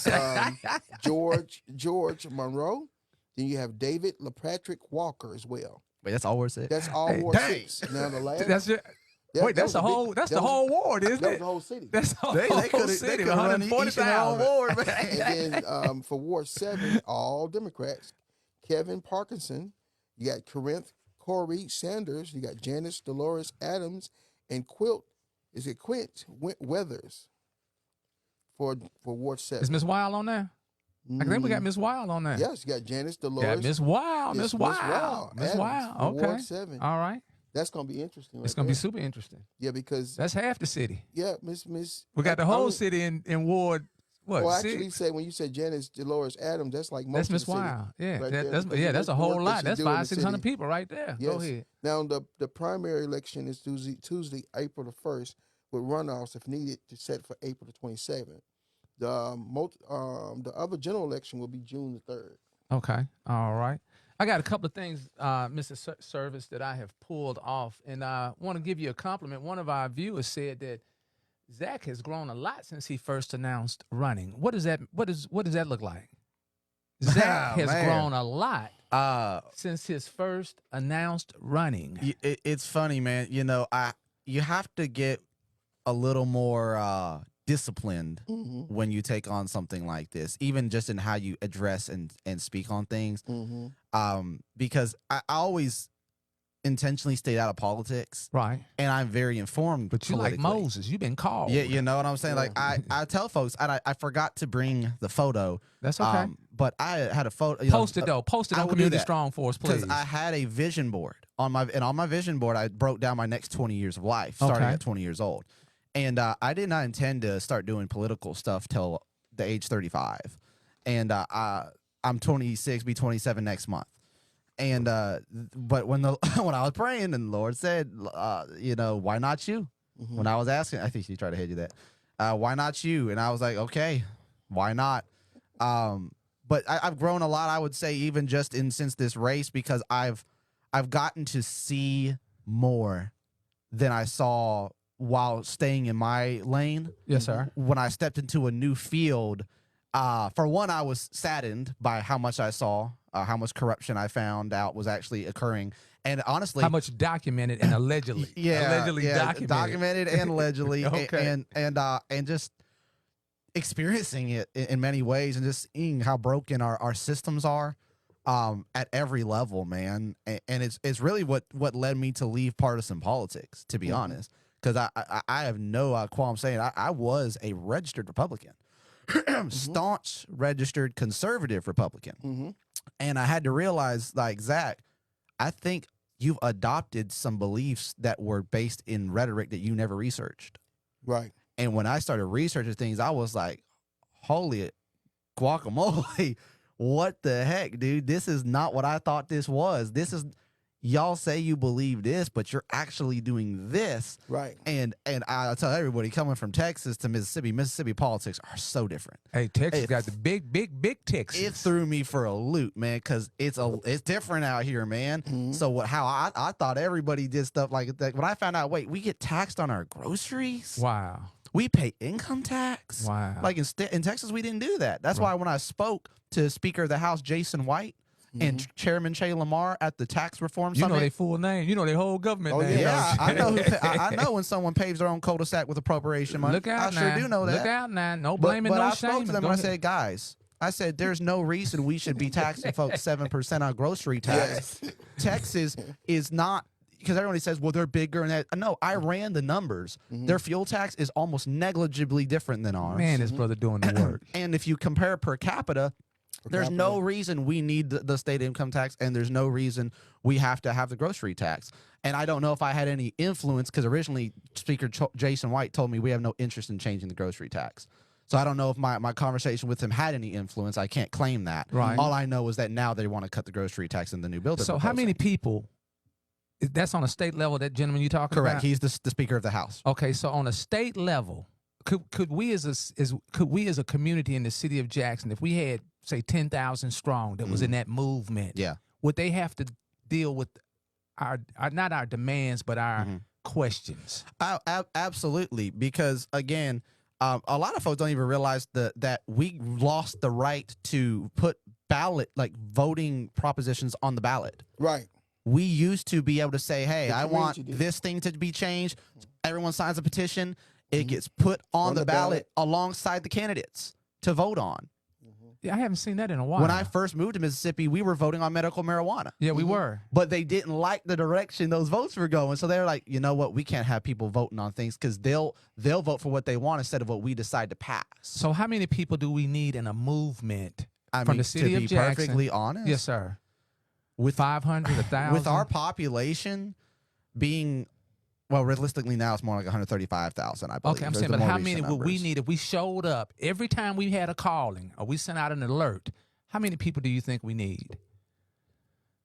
1,000, 2,000? The true thing would be all of them. But I would say I wouldn't do anything less with our population per capita. So if we wanted to say, and you're just talking about someone to sign a petition or show up physically. Show up physically, Oh, sign show a up physically? petition, just knowing that when you put I this think, out. honestly, if you got 500 people to show up, because half the venues they host a lot of their things that could barely fit that many people in a room. Right. So if you showed up with 500 people in a room all saying the same thing, That's maybe strong. you even get someone to fund some hats or T-shirts Right. or some flyer, something you hold And we're up. consistent with continuity. Yeah. So and we need. you got to get people to. But this is the thing: you can do right now. You could just send an email to your state representative. If enough people email, clog up the but phone we're talking about lines. five. Even what the instructions, the Yeah, action that you're 500 giving folks. us.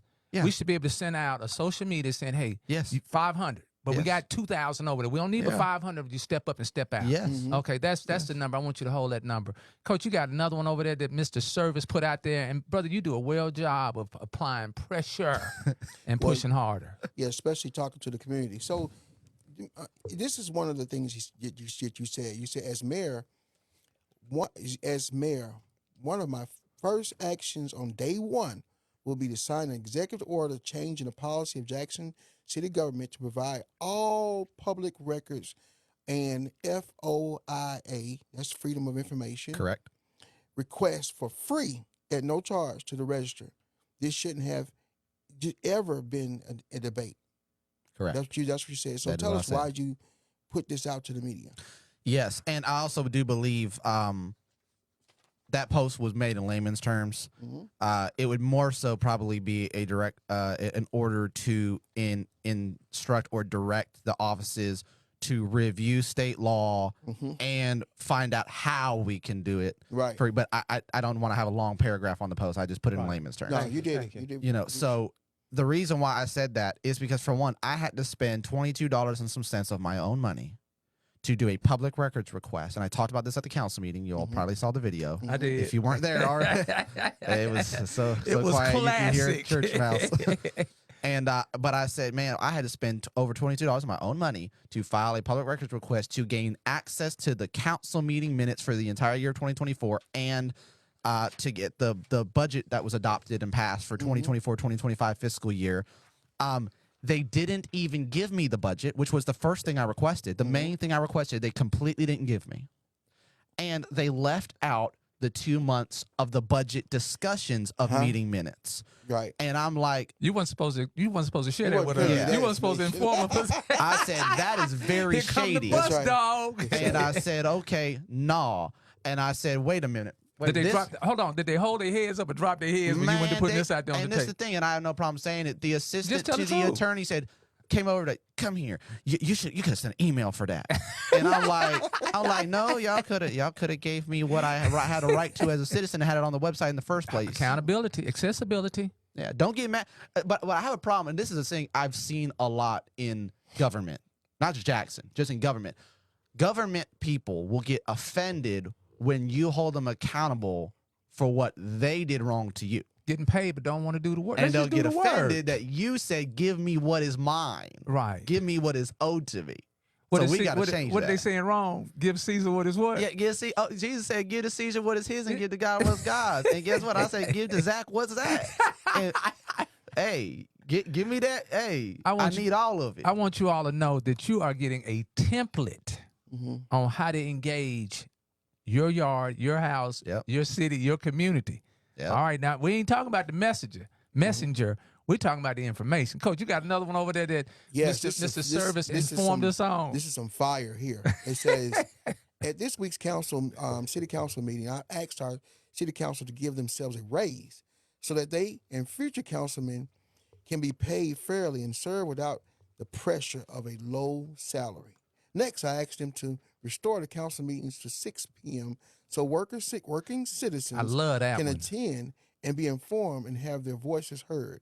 Then, hey, that was the second one. That's the second one. You got another one on that? Finally, You got another one? It said finally, not that I request. It say finally I demand that the city prioritize the update and migration of data on their website and make all public data such as city meetings, minutes, and agendas available in a timely manner, and all information easily accessible to us. That was 3. 3 is better than 3. Does he need to hand you that so you'll know what you're about to go I think into? he already knows. Oh, it. good? I remember that meeting well. Okay. Look, first of all, before you go there, how are you able to get on the docket? Share that with our community. Oh, yes, you guys need to know how to give, because I'm really sad that more people don't come out and give public comments. So there's 2 ways to do it. It's called a what now? A public comment. comment. Okay, you gotta The use first word. way to do it is to go on to, let me see what the government website is for the city. I think it's Hey, Mr. Service jacksonms.gov. brought his own laptop in there, he brought Coach. it. Yes. So you need to go to Jackson, and that's spelled, if you don't know, JACKSON, Jackson, M as in Mike, S as in Sierra, jacksonms.gov, G-O-V. That's the Jackson, Mississippi City website. You go to their website. Okay. You then at the top bar you will navigate to the tab that says government at the That's top right. right-hand corner. Government. You click on government and you scroll down. You will click on the box that says city council. Mm-hmm. You will click on that. Then on the left-hand side, you will see different words. You will find the one that says at the bottom of the left-hand side task pane, it will say public comments. You'll click public comments and you'll see a page that says public comments, sign up. I'm lost already. And it will tell you how it works. There's a form for you to fill out with your name, your email, your physical address, your phone number, your contact person. If there's someone who's not you that needs to be contacted, sometimes, organization sends representatives, and you put your comments. You submit it, and they're supposed to reach out to you. They've never reached out to me to confirm. I just show up and ask, like, am I on the list? Half the time I'm not, and I have to tell them put me on the list, even though I already did it on the website. But they also don't make it clear if when you submit it on the website that it's just if that's the public comment or if it's so that you can deliver that public comment in person. So in person, you can just show up to City Hall And say it. I would say safely 45 minutes before they start the session. Yep. And there's a sign-up sheet because I showed up 15 minutes and they didn't have the sheet there. Okay. But yeah, there's All right. that's the couple ways to sign up and give that to comment. balance it out, it's the responsibility of the citizens. It But if the is. citizens don't know it, It is. then they won't make the approach to actually do this. So Yep. we're just giving information, we're educating, right? But at the same time, they set this thing up purposely because most Yep. people don't even think they can even make a comment. No, most people don't even know how. Right. I didn't know. I didn't even know that you don't have to be a resident to make a public comment. No, you don't. They don't. In the they city don't- of Jackson, you don't. They don't publicize that at all. Okay. Someone told me that. I said, "You mean I could have been doing this for 8 years? Because I ain't been in Jackson 8 years, living in Jackson." I was like, "You mean when I was in Madison having to deal with these potholes, jacking up my car, driving Right. Uber, that I could have been talking about that?" Right. Right. But they gonna have a line out the door if folks knew that. Wow. Right. And we Because want. And we, people forget that Jackson affects the whole metro. it does, and we want to make sure that moving forward that we create this Yes. exchange of information. You do a wonderful job of setting it up, dropping it, Yep. then applying the pressure into action. There was an exchange, a very informative exchange, and one of my leadership grade at Jackson, I'm just gonna say, R. Butler, special shout out to you in your tax service. You got a tax company, and this came up, and you addressed it well, and Brother Sanders addressed it well. I'm watching. I need to be educated. I want to know. Demolish or repurpose these abandoned buildings. Yes. Sell city surplus land at pennies on the dollar to people who build a racetrack and skate parks.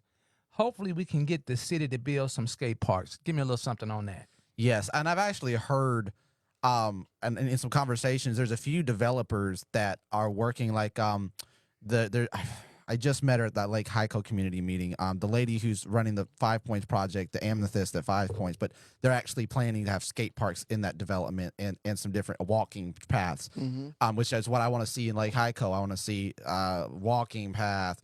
I want you to be able to walk the entire, the whole 640 acres. You should be able to walk around sidewalks everywhere. It should be part of the code. Right. Which I want to change. I want to change. If the code's not already there, I want to require sidewalks no matter where moving forward. But anyway, yeah, I got distracted. What was the question? Oh, you okay? You did well. We're gonna move on to the next Okay. one. You talked about you dropped it. You dropped some information. Okay. Okay. Another statement that you made, well, not a statement, but just sharing.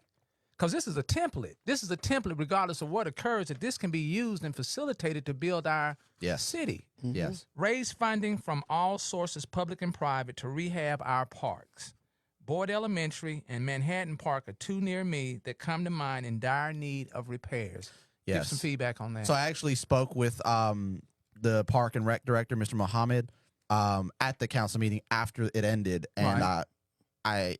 he said I could send him an email, but he said I didn't need to though because they are already actually that week we're going to be meeting to discuss Manhattan Park funding. Okay. So I may still send an email if I don't see something come out soon, or I may ask them first. But I was happy to hear that. But Boyd Elementary, I mean, we have a little challenge that me and my sons have put together where we're going to try within the next year to visit every park in Jackson. Please. So And far, you're going to document it on Facebook? You're going to document it? I had to think about that. And my if- sons like being on camera more than I like putting them on And, camera. and please include They asked community. me to do Please it. include community strong for Jackson. Yeah. Please. Yeah. That'd be that. I think our city. I think our citizens and our community need to know Yes. where these parks are. I actually updated because it's not even on the map that there's a park across from one of these Methodist churches off of Broadmeadow. Okay. There's a whole park there, publicly accessible.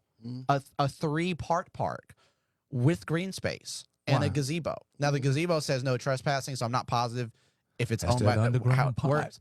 But I'm being silly. But Okay, it's go ahead. awesome. It's got like it's got every age. Like it's got the little baby stuff. Then you go through another chain link. Like you open the little chain link gate. Right. Then it's got the middle school age. Then it's got the older kids. You know, the monkey bars and that stuff. The whole playground. Right. It's really cool. But then you go to Boyd and they have 3 different like sets of playgrounds. They have a map painted of the United States with all the states. So I was teaching my 5-year-old the states by having him jump in what's north, what's west, what's, Yes. and he was like, "Can we go back to the park that had the map?"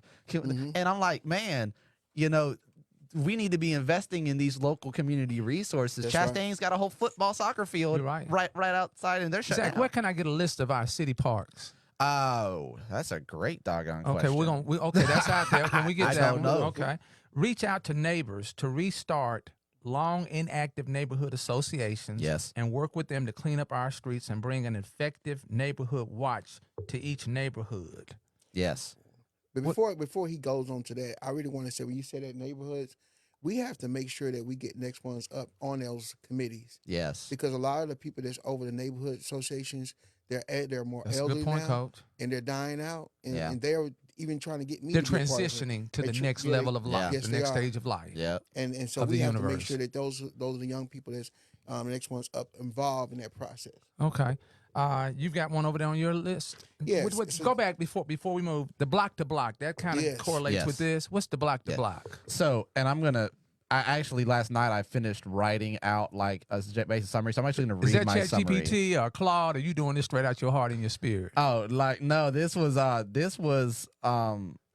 just me sitting and thinking like, how would I didn't know there was like someone else who used that term. That's just what came to my heart because I was like studying other countries Right. and how they build their urban areas.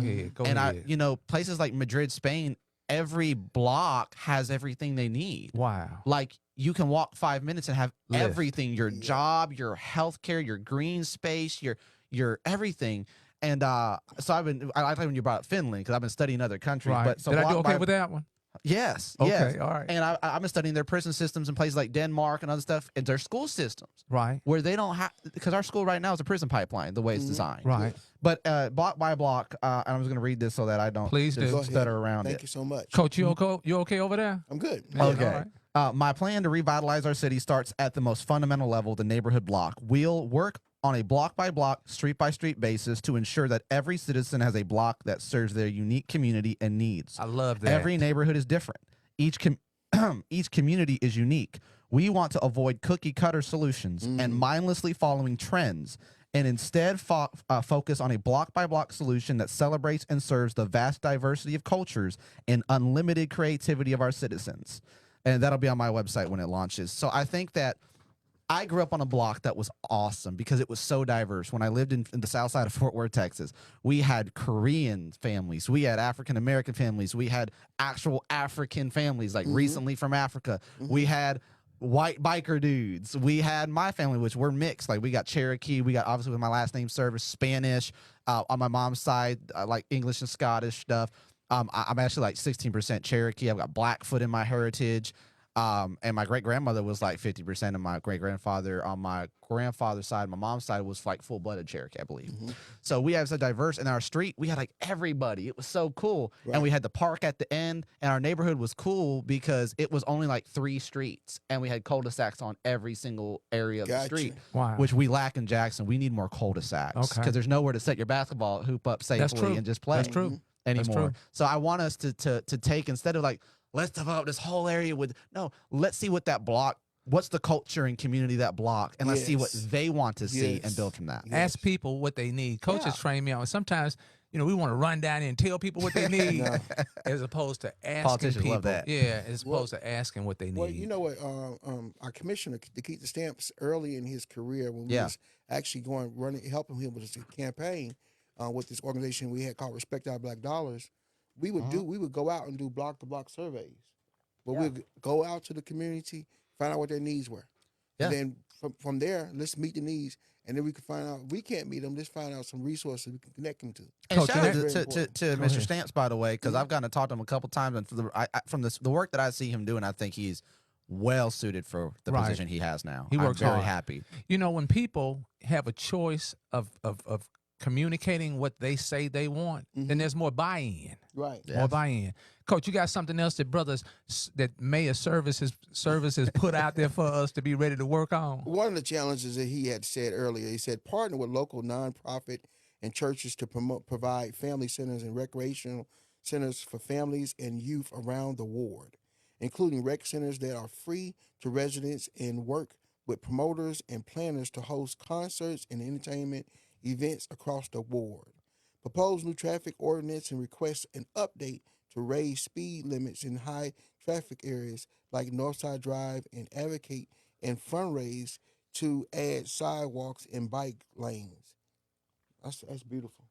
So recently, we had someone on Northside Drive over by the chicken place, in Boston's. They got killed and run over by multiple vehicles walking on the side of the road Recently? just a couple weeks ago. Okay. I got the call. Citizens call me all the time when something happens to ask if I know about it, and hey, can you talk to the council? Is there something you can do, or just keeping me aware? And a lot of them are business owners. This particular person owns one of the gas stations there. And and it was like, man, we got to get sidewalks down on this stretch, because I mean there's nowhere to walk safely. There's one dude jacked his he had to go get it cared for at a hospital because he had nowhere else to walk, and he ended up stubbing in on like a tree stump or something because there was no sidewalk to walk on safely. And coming from Texas, again, sidewalks everywhere and everything's concrete. It's not asphalt, so it's not breaking, every day. So I'm like, we got to do that. But also, you mentioned something about like the surveys of blocks and stuff. I've driven Uber and Lyft for almost 6 years now. Okay. And the way that I gained my information was by every person that got in the car, I asked them 3 questions, and I still do it. Yeah, I just drove. What were the I just 3 drove last questions? week. What were the 3 questions? I said, "Do you live in Jackson? Are you a resident of Jackson? If yes, what has been your experience? What is one thing that that you think is a big problem?" Or no. I asked them 3 things. What are 3 things that you think? Usually they can only give me one because they're just, it's very generic. But what are some of them? Give me specifics though. What are 3 things that are problems in the city that you want to see fixed? Then my 3rd question is, and how would you like to see them solved? And I was shocked that everybody was, and this was before I even told people I was running for mayor. I was collecting data. My wife sees the long note. And I said, because I want to make sure that my vision is in alignment with the people. And they would say things like, man, obviously roads come up, infrastructure comes up, acting a fool and fighting with one another comes up. The youth always come up as a huge issue. And the fact that we lag behind, word they used a lot was we're slow. And this is older folks saying this. Right. This is 40, 50, 60, 70-year-olds saying it's too old, it's too slow, it takes too long to do things, there's nothing for the young people. Right. We're 50 years behind other cities. And so I was able to gain that knowledge. But so back, what's your new question? All right. The next one is, you said that you want to work with energy and the city council and mayor administration to begin burying power lines to help avoid damage to homes and power lines from storms knocking trees down. Oh, yes. Work to secure funding to increase a drainage solution for our roads and also clean existing storm drains. These are just a few of your plans. So some of your comments. So can you speak on to that? Yes. First off, shout out to Locke Ward. If you don't know who he is, he leads this group of people who they raise funding to actually go out into parts of Jackson and clean out storm drains, clean up trash off the frontage road, and just basically clean up anything that needs to be cleaned up. When these vehicles come down 55 and just dump their trash and stuff on the medical waste, they within like 24 hours go out and clean it up and post the pictures. Locke Ward, he was part of the people that came out and helped pressure wash the downtown entrance. Right. Those people, you got LOCKE Ward, like a Ward, WARD, and the people that he's getting, they're doing amazing. They cleaned out, I think, so far like over 200 storm drains. Wow. This is private citizen funding. This is not government. They're coming out and being part of the solution, but their focus has been the LaFleur, the North Frontage Road and downtown areas. Like Right. that's been there because that's their community. Right. So we need more people from each community taking on that, because they can you can only do so much in your area. Are they being compensated or doing that out of their pockets? Right. So they're raising donations. They were doing it, I think, before they got donation, but they started raising a GoFundMe, and so they'll pay people, like just regular people, to come out and do these cleanings and stuff, and they post the pictures probably every week or more frequently of the work they're doing. Okay. And so we need that. I'm going to ask our engineer gently, can we have an extension to about 12:30, please? Give us a 12:30, please, and then you can fuss at me and put us out. But let us move on. Our proposed new ordinances and work with state lawmakers to change penalties. I love this one. For littering to include community service as a penalty and a much higher financial fine if you choose to pay rather than serve. Yes. I've been thanking people in my community for bagging the trash up and throwing it out the window. You got that, Zach? They're bagging it up and throwing it out. So I'm thanking community. Stages of growth. Coach, at least they bagging it up. That's right. That's right. Because it makes it so much easier for me to collect it and throw it. Now, I still cuss when I'm picking it up because there's no reason we should be throwing things out the window. No. How does that look to you on the fines and stuff? And just want to They have step to wear back one and brief Zach, second. Zach, and they have to wear a shirt that says "I threw litter out." Hey, I like that idea. I like that idea. Say, I'm a litterer. I'm a litter bug. Look, I'm gonna do him like I do my son when he do something he ain't supposed to do. I'm gonna have him write 20 times. I will not steal. I will not litter, and it got to be neat and legible. And then make them go to a litter class. Well, yes, And they I want to get have up some. and they say, "Hello, my name is Tom. I'm a litterer. Go Hi, have Tom. litterers I'm a anonymous. convicted litterer. Yeah. I'm convicted." Hi, Tom. Oh, Go but briefly, when I talk about burying power lines and working with Entergy and stuff like that, a lot of people don't realize that I think it's the Bel Air neighborhood. They actually got their power lines buried, Okay. and it can be done. It's just more expensive, and sometimes it's a little more work to fix. But if we could do that, we would solve so much of the issues of power outages because we won't have trees and lines constantly that's falling deep. down, and that saves the city money And how because do now we you- don't have to come out and fix this stuff. And how old are you? I am 26, be 27 I'm gonna next close month. my eyes because if I didn't know your age, it wouldn't make a difference because you spitting. You spitting game. And okay, so then to your most recent question, which was about the changing the penalties and the way we do traffic citation And litter. for nonviolent traffic and littering. And I actually got to speak with one particular councilman about this, and he's actually on board with the idea. And I'm trying to see how him and me and Chief Wade can get together. He said we should have a meeting to discuss how it would look because Vicksburg's already doing some of these things. Okay. So this councilman said he's going to try and talk with the judge. He's already in conversation of how we could apply it here. Because the thing people are scared of is the idea of it looking like slave labor, Right. or it looking like Right. it only affects one community. But it's going to affect anyone who does these who things. participates. Because the reason why I want to see the Behavior fines raised is because right now it would disproportionately affect a particular group of people if it was the current fine level and you add community service. Because obviously, if you're broke or you're disenfranchised, you're going to choose the community service. Right. So you're basically forced to choose. Right. But for me, I said I think it needs to be either or both. If you can pay the fine, you should, and it should be. They should be able to find out whether or not you can pay it. But if you cannot pay the fine, Then you put the should be work in. Work it offered. off. But the fine needs to be high enough that if you don't give us your time, it's actually helping the city. Right. There's no person who is well-to-do financially who's Invest tripping back off in a the city. $200 fine. Yes, sir. They're not actually. They're going to throw the trash out the next day. Right. Invest So I back in said, your let's make it community. high enough so that they're deterred from doing what Right. they did again if they won't serve. And then for those others of us, let's let them serve. And we're not going to do the crap that some of these prisons do where it's like $2 on the hour. Right. Right. No, right. it's going to, you Dollar put for in, dollar. Yeah. 10 to 15 hours in a 90-day period Right. and your fine is paid. Right. Right. That means we're reinvesting and investing Yes. back into community. And now suddenly we ain't got to hire so many people for city beautifications because we got plenty of people who don't never intend to change their And ways. we will correct the next person in the Yep. car that's about to throw something out the Yep. window. Yep. Coach, let me hit this right quickly. Let me say to you the one thing that gives me new hope as I journey around the country is that over and over again, I get the opportunity to talk with students, and I see a new quality within this student generation. They've come to see that America must undergo a revolution of values in order to get its priorities, its purposes, and its policies right. And so this is the thing that gives new hope to me in the midst of the war. Zach Service. Did you know?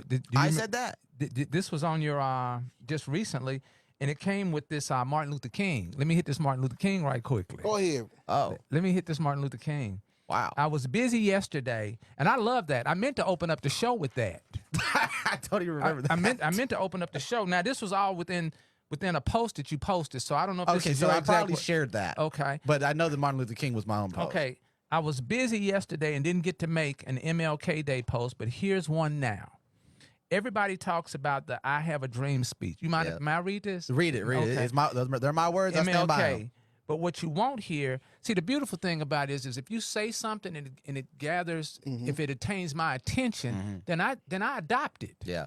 I don't get to blaming and shaming and being judgmental. Well, who gives him the right to say that? No, let's just be Deal with that honest all with time. self. Yeah, let me receive it. But what you won't hear is them quoting his speech about how the government gave everyone except the Negro land and support. Yep. He is referring to the Moral, the Morrill Act of 18. I believe it's Mayoral or Mayoral. I'm going to look that up. Yeah. I'm not going off of 1862, I what believe. Zach said. I want to go and you're giving me Do a your own reference. research. Yeah. Yeah. I'm going so I can get some. We often hear how MLK preached equality and peace, but we don't hear much about how he called out the corruption He did. and inequities of our nation's government for using and abusing the entire ethnicity of people and never reconciling them forward. We simply gave them a oops. Oops. I said, oops. Sorry about that. Sorry we did that, but here you can be free now, while continually making efforts to keep them enslaved in every area except their physical bodies. Even my ancestors, the Cherokees, received no reparations for the wrongs our government committed against their people during the Trail of Tears, nor the unfair purchase of their land at a ridiculously low price. The African Americans, and I call us the American Africans, received no such payment at all. And upon their emancipation, they were greeted with more obstacles, and even to this day, in many cities, the red lines and police inequity exist. I want to encourage everyone who celebrated Martin Luther King Jr. yesterday to not just celebrate his efforts that led to the civil rights we have today, but to also carry on the fight. The fight. The fight. When I start blaming something, I take away my power to be a part of the correction. Yep. But to also carry on the fight never stops. Nope. My 90-year-olds, my 80-year-olds, my 70-year-olds, my 60-year-olds, Welcome to the struggle. we all are still fighting. The Yeah. fight Yeah. doesn't stop. But also to carry on the fight, he started to hold our government accountable, to hold our leadership accountable. This is to hold our city leaders accountable, to hold our public service people accountable. If you're Yes. holding down an opportunity and you're getting a W2? Yes. Yeah, you're getting a W2? I haven't been Well, a you haven't W2 had- employee for so well, long. you get the I forgot. 1099, you get the W2, then go in with some pride. Yeah. Go in with some effort. Go in with some understanding that you're not going to always be at this level if you perform at Yeah. a level that says, hey, I take ownership. Right. Yep. All right, all that's not in there. But anyway, Zach also says, for the systematic injustices that have been perpetrated against our brothers and sisters, that's not a color on there. You know, even though, you know, it applies to people. We still have much work to do to ensure that every citizen Every citizen. is treated. I don't use the word fairly because to me, fair is knowing that there's no such thing as fair, but I'm going to use the word right. We have been raised within the boundaries of right Yeah. and wrong, that they are given the help, the need, and to ensure that in our nation and our great city of Jackson, brother, you never undermine this city. And you've been here shorter than some of us that's been here long. And I want to thank you for pushing me to not badger my city. I mean, it's hard to badger the city that gave me every opportunity I ever dreamed of. Well, I know this to be a fact. I went to L.A. and I was given more love in L.A. than people from L.A. But Yeah. Jesus had to leave his. I'm not a big. Oh, Did he not have to leave home to be Yeah. to be received? Mark chapter 6, man. What- hit And that when he for me. came back, it says he could only do a few minor miracles because of their lack of faith. Yeah. They didn't properly- respect him. A Why? prophet is not honored in his own country. And what did the Keefer say? I'm just paraphrasing that. If you can do well around people that know you, you can do great around people who don't know Oh, you. yeah. He didn't Yes, say sir. it like that. They'll but- celebrate you. Yeah, they'll Yep. celebrate you. Every dream has a hope and a home. Yep. That is my mission. My mission is to make Jackson a city where every caps on every dream has a Ooh, home. Emphasis. Because when Jackson was founded, there's only certain dreams that had a home there. That's right. And in the 50s and 60s, there were still only certain dreams that had a home there. And even after Civil Rights Act, There were only certain dreams. That's right.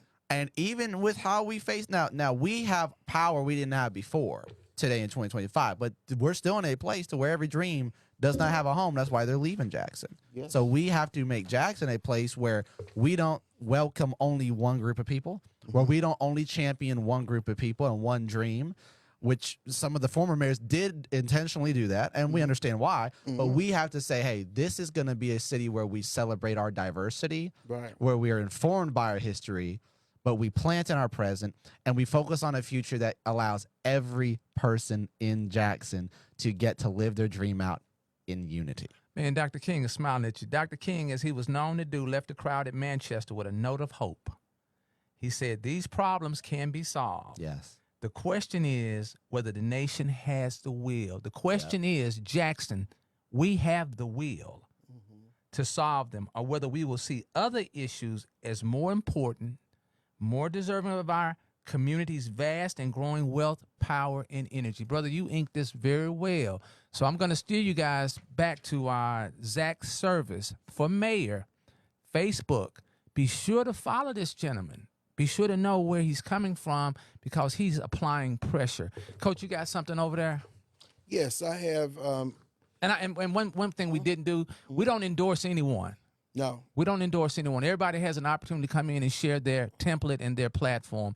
But I get aroused when I'm around people Right. that are not sitting on the outside of the arena screaming at the men in the arena. Go ahead, Coach. Okay, we have this announcement here. It's Well, that's from Brother Sanders. That's an Yes. observation. Go yeah. ahead. This is just an observation. Yes, sir.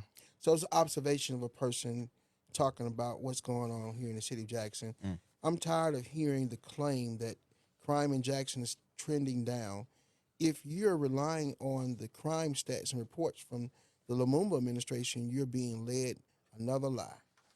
If you live in Ward 7, whether it's LOHO, Fundren, Bellhaven, Milltown Heights, the Heights, Battlefield Park, Rebel Woods, the Terry Road Corridor, or as far as Elton Road, you know the truth that crime is rising. Anchor neighborhoods are drowning for sale signs. Businesses are constantly invaded by homeless and mental ill individuals who are being dropped into our community like a dumping ground. Meanwhile, our creeks are overflowing with filth, causing sanitary conditions in homes, businesses, and public spaces, just like Ward 3. Encampments are springing up all around the two museums' natural trail, turning what should be a safe and inviting space into a source of fear for residents and visitors alike.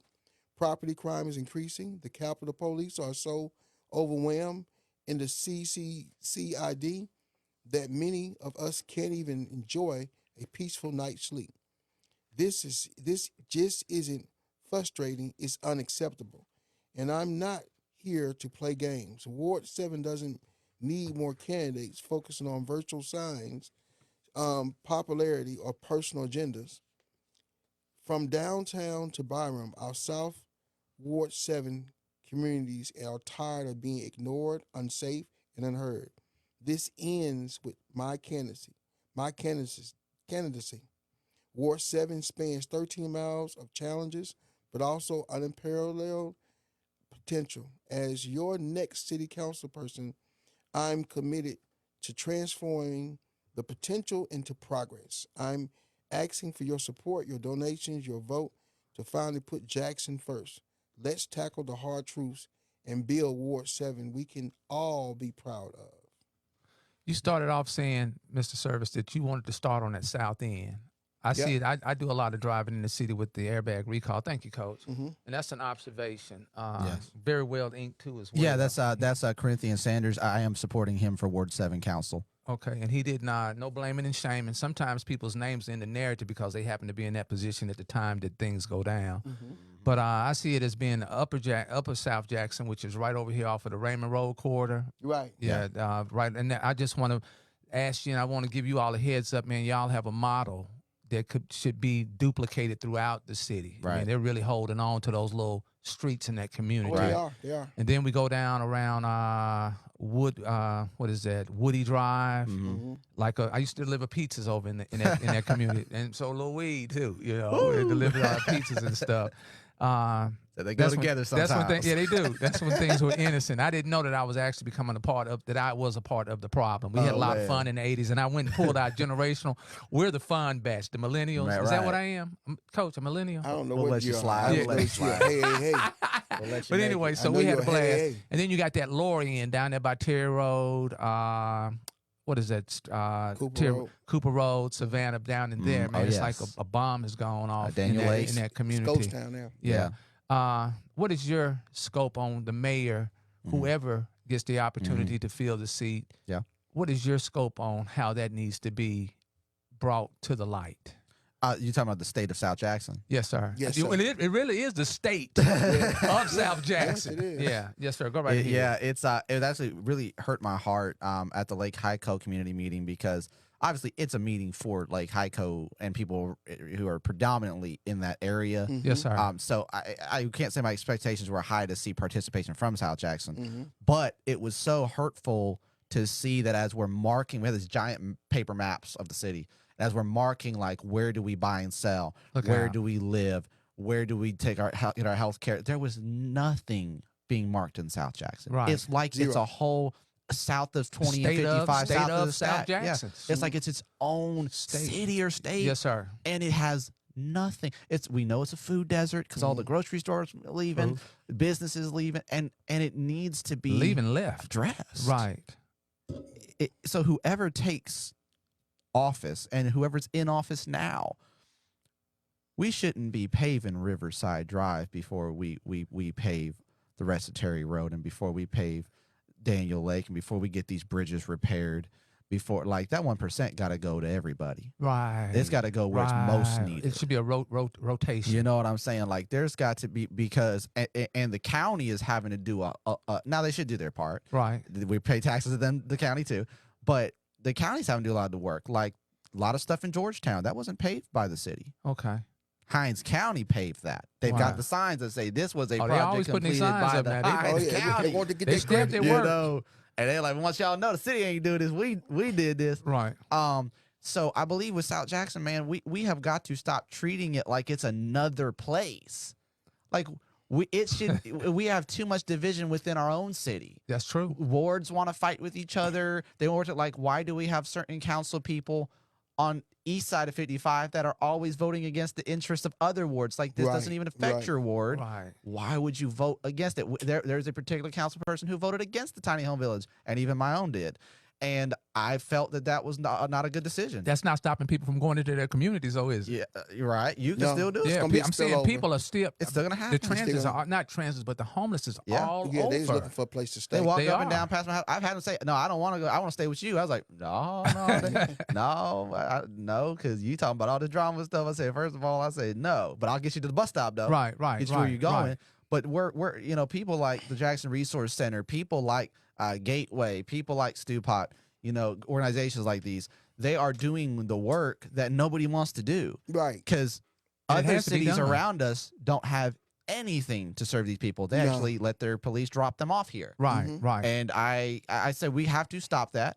If we're going to fix the problems in our city, like South Jackson and West Jackson, and if we're going to deal with things like homelessness, man, first of all, you could do what me and many other people do, like the Kingsman Ministry and Joe McGee and James Hopkins, and so many You of got these other some great people that I relationships. Go don't know all ahead. the names, but actually they go out and feed the homeless. Chris Cooper. They got Yeah. yeah, and Soldiers for Christ. Right. They go out, they feed them, clothe them. They do host events, to pray And for those them, we didn't mentor the name. young people. Right. And on top of that, man, just actually try to talk to these people and help them and actually care and not just do it because there's funding involved. Do you think it? I mean, I can see that in your spirit that those organizations, you are supportive of those organizations having budgets and things of that nature and being accountable for the resources. Yes, and I do think. I think it would be helpful if a lot. Now, I do intend as mayor, and I think any mayor should do this. There should be a evaluation of the management of funds by nonprofits. Quarterly. I would say quarterly is because there are organizations that I happen to know of, even in the name that I listed, where I know people personally who they cut funding to, but they got funding, but yet they are not going to pay the rent for that person that they said they would. Right. Because don't know why. Right. It's not transparent.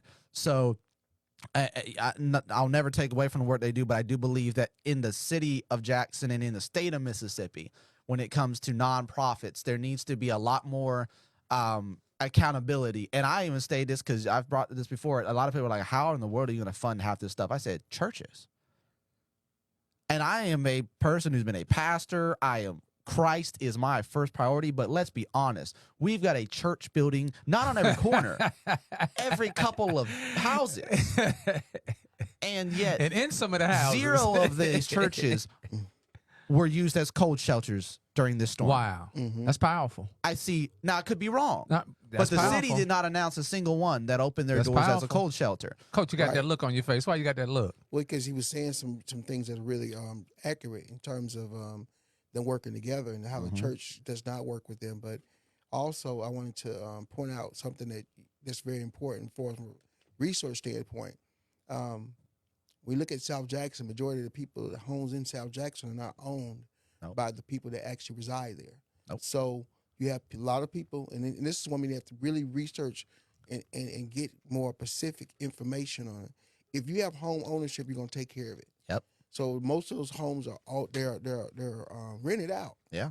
You know, and so there's what you call there's HUD houses, right? Yes, they are. So they don't have the home ownership, and if the ones that are abandoned need to be resurfaced and then be available for people to own homes. Yes. So I think home ownership is very important as well.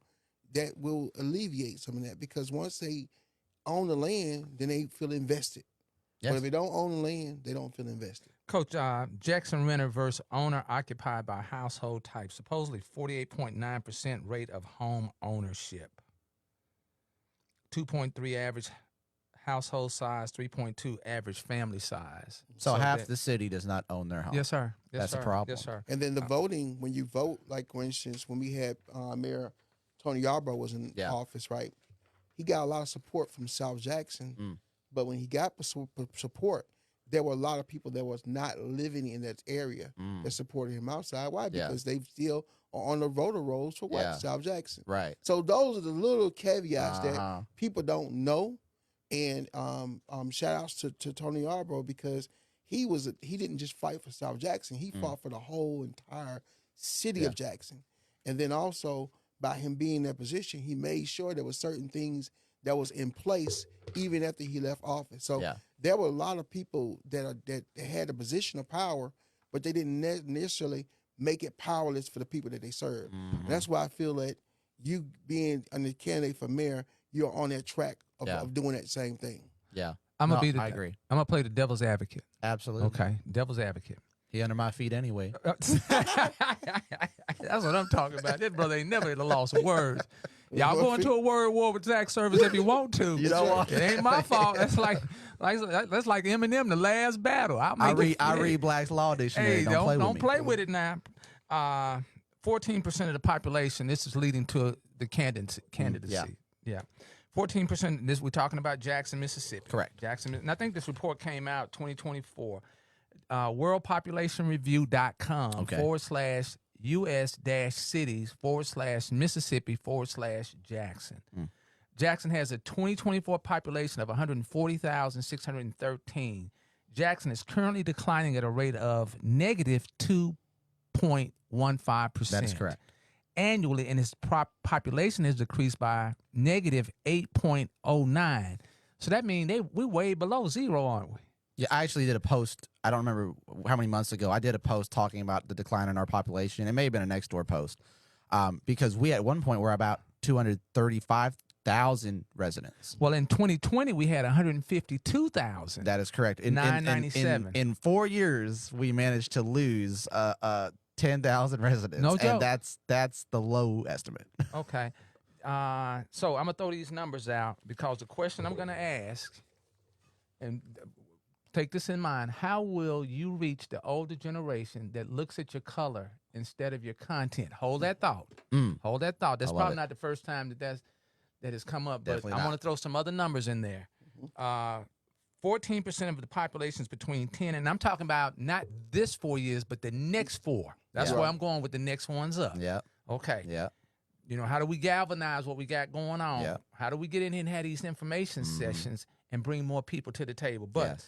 14% of the population is between 10 and 19 years old. So that means in 4 years, there'll be 23 and 14. 20 to 29-year-olds are 15% of the population. Yes. 13% of the population is between 30 and 39. So that's 28, that's 42%. 42%. Yes. How does Zach save service and people like Zach service?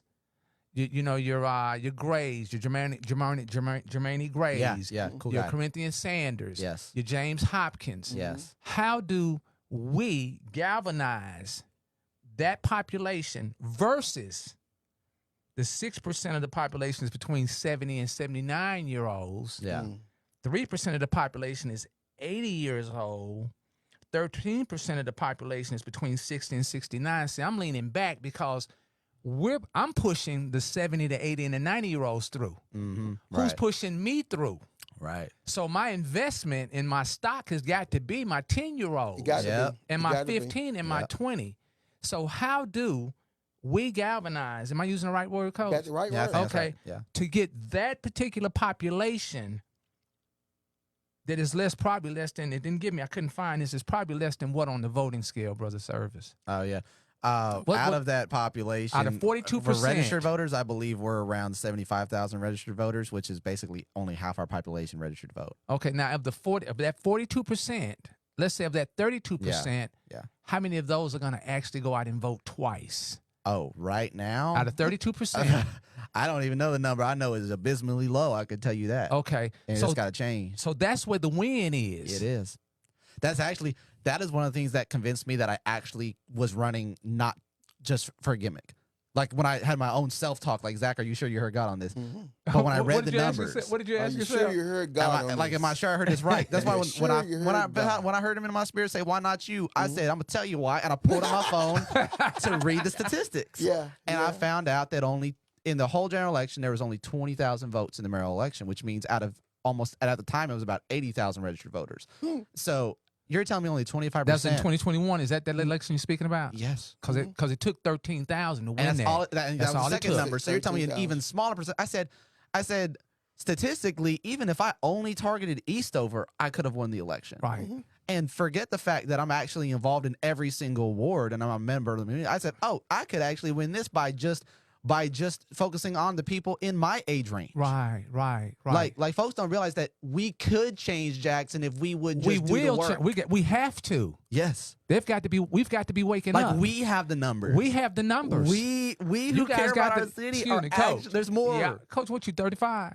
Coach, how old are you? 35. 38. Hey, y'all Look got good. and the average Look good. age in the city of Jackson is 35. Yes. 35 to 38. Yeah. And it hurts me every time I hear somebody say, "Oh, it ain't never gonna change." And when I was on Brother Hartley's show, "It ain't never gonna change." Councilman Hartley, ain't never gonna change. Da da da da da da. And I'm glad that the person who called right after was like, "I think that's the wrong mentality," and then asked me a real question. And because I think when it comes to dealing with that, and we talk about the youth and the young, the next one's up 10 to 19 years old. That's one of the reasons why I said I want to see us build family centers, and that's not going to be government funded. Right. That's our communities. But think about it. For one, nobody's talking about this from what I'm hearing. Candidates. Not until you say it. Go ahead and Single put it out there. mothers. Right. Single parents. I married a single mother. Right. They're a huge part of not only the voting population, but just the community. they don't have the resource they need They're not going to anywhere. raise these children Right. to where Going they're. anywhere. And I'm hoping that we can put single dads on there. Yes. That's why I say I single was- parents. Yeah, yeah. You did Yeah. say that. Because You the framed moms it and single dads, parents. and because and a lot of it is the grandparents raising these children. Well, I'm going through a lot, working, Yeah. do a lot of work at Head Start, right? So Okay. I see a lot of parents come in, especially drop their children off in the morning. So I'm just shocked, man, when I actually see there's men, and these are single dads. Yes. I've never seen this before. So there's another in social work. population. Yeah. Yes. Single dads raising these children, Mm. and like you said, the grandmothers are helping them. Yeah. Right. Yeah. So it's been a different influx of different how we look at this thing, but it's not just single moms, it's single parents. Yes. Single parents. I And like the way they're- you said that. and they're not leaving anywhere. They're not going Majority anywhere. of them not leaving this area. Yeah. Right. They don't have resource to do it. they don't have the Their resource family, capacity. everything is right here. So what can you tell those 70 and 80-year-olds Yeah. that make up less than 10% of the Yeah. city of Jackson Yeah. that's got 95% of the vote power in the Yes. city of Jackson Yes. until we can galvanize our Yes. 10 through 35-year-olds? Yes. What do you say to those Yeah. about, I'm not going to say your color, Mm-hmm. Yeah. My about age. the age? Yeah. I say to the ones who follow the same faith that I do. Ooh, ho, slow down. Don't take me too fast. Coach, you heard what he said. Yes. All right, start over again, sir. I say to the ones who follow the same faith in Christ that I do and follow the same Bible, the command of Paul was to train the younger and to support them, not use them to support you. It was to teach the women how to be women of God, of high character and moral standards and modesty, how to be good wives. We don't talk about, a lot of us, in the modern movement, we don't understand how much of our family structure has been, especially in the minority communities, has been decimated by taking the family structure and reorganizing it and getting men out of their position of leadership where they should be serving their wife, serving their family, and leading that family and leading their communities. Yes. But instead, the government wanted to. We can get into that another time. Y'all know the spill. That's another show. But I say, but the Bible says the elders should be the ones discipling the young people. But he was speaking to Timothy, who was considered a youth. And he said, don't let them despise you for your youth, which means despise does not mean to hate. It means to disregard. So don't let them disregard you because of your youth. Teach, correct, and rebuke with all authority. Mhm. So his command to the elders was, people like Timothy, take them under your wing and help them That's right. succeed. That's right. So that's what I say to the believers. Now, if you don't believe the Bible, then I simply say, at some point, there has to be a transition of energy. There has to be, because you cannot keep running hard the whole race. Wow. Mhm. And this is not a one-on-one. This is a team relay race. And your role cannot be the same in 2025 that it was in 1969. I can't. 1980. Your role Yeah. has to shift. Your role has to change. Because if you don't teach my generation, and really, it's not, you shouldn't even be having to teach my generation. You should be teaching the one that was after you so that they can teach me. Right. But if there's that gap, if you don't share your stories, you want to know why it sounds like I've lived here for 70 years? Why is Because that? I talk to the 70 and 80-year-olds and they tell me their stories. That's right. That's how I know Lake You're listening Hyco was intently. fenced off because of water issue. It was racism. Mhm. That's how I know that Mayor Thompson had a tank running down on Medgar Evers, and that's how I know that when the NAACP and Medgar Evers said, Mayor Thompson, we've got 8 demands, and one of them is just addressed as Mr. and Mrs. Wow. And he said, nah. And it took the federal government coming in to get him to even capitulate to 3 demands, and that only happened after they killed Medgar Evers. Mhm. How do I know this? I didn't grow up in Jackson. I wasn't even born yet, because I talked to somebody who was there. Right. So we have to be willing to have these conversations and not hold on to power so long. There has to be a transition. There has to be smooth transition of power, or another word for that, energy. Mhm. And then don't dip out. Remain as counsel. The Mhm. Bible says there's wisdom in a multitude of counselors. Mhm. The reason why I personally believe I'm the best suited to lead the city is, for one, I have a diverse counsel. I have people that are younger than me. I have people that are my peers. Then I have people that go up the age range, different walks of life, different political beliefs. all those different things, and even people who don't believe in the same God that I do. But I can gain some wisdom from their life experience, and I believe that if you're willing to do that, we can work together. I don't care how old or young you are. If you're speaking truth, I care about what you have to say, and I forget about if you vote for me. I don't care if you voted for me or not. I need your story. I need your wisdom. And if you don't support me, that's okay. I don't expect you to trust me. You don't know me. But at least lend me your wisdom. So even if I don't win, I can be the best citizen and serve my community as well as I possibly can. Hey, man. Phew. Coach, what you got? I wanted to do the 2 questions, but No, we're gonna have to do that another we gotta time. do another session. Yeah, this brother here is powerful. That's some Before, great information. man, I have really enjoyed you. Likewise. I want to thank you for setting the platform and the template up. And when we did the little event with our 7 spaces for the takeover, Shout out 7 Spaces. yeah, we came up with the next ones up because I knew we were in good hands. Yeah. It's just time for the transition. Indeed. Right. My age bracket, we've kind of missed it, but we can still be included by you all teaching us on what you need from us and through us. Before we get out of here, we got about a minute left. You've got a group of people on that flyer. Did you want to give some shout outs? I think I saw your sons. Oh man, we got. Yeah, give let's a see if little I can shout remember out. everybody. All right, let's see. We got and I how would say the name right? I think I got it right. Simeon Desir, awesome. Good Runs guy. Live Great. and That's Learn. the king of New York. He gets out here in the community, really does work. Beverly Sanders next to him. You got my brother Luke with my son JJ on his back. You got Mr. Danzel Blunt and his mom, Miss Joyce Blunt. She the one smiling and laughing on my right side. On the left side, I believe we got Elijah. Then we got my wife Hannah and our little baby Harmony. We've got my other 2 sons, the oldest ones, Tyler and Jax. Jax is the one trying to put up a peace sign, but instead doing accidental good. Yeah. I don't remember little buddy's name next to my son, but then we got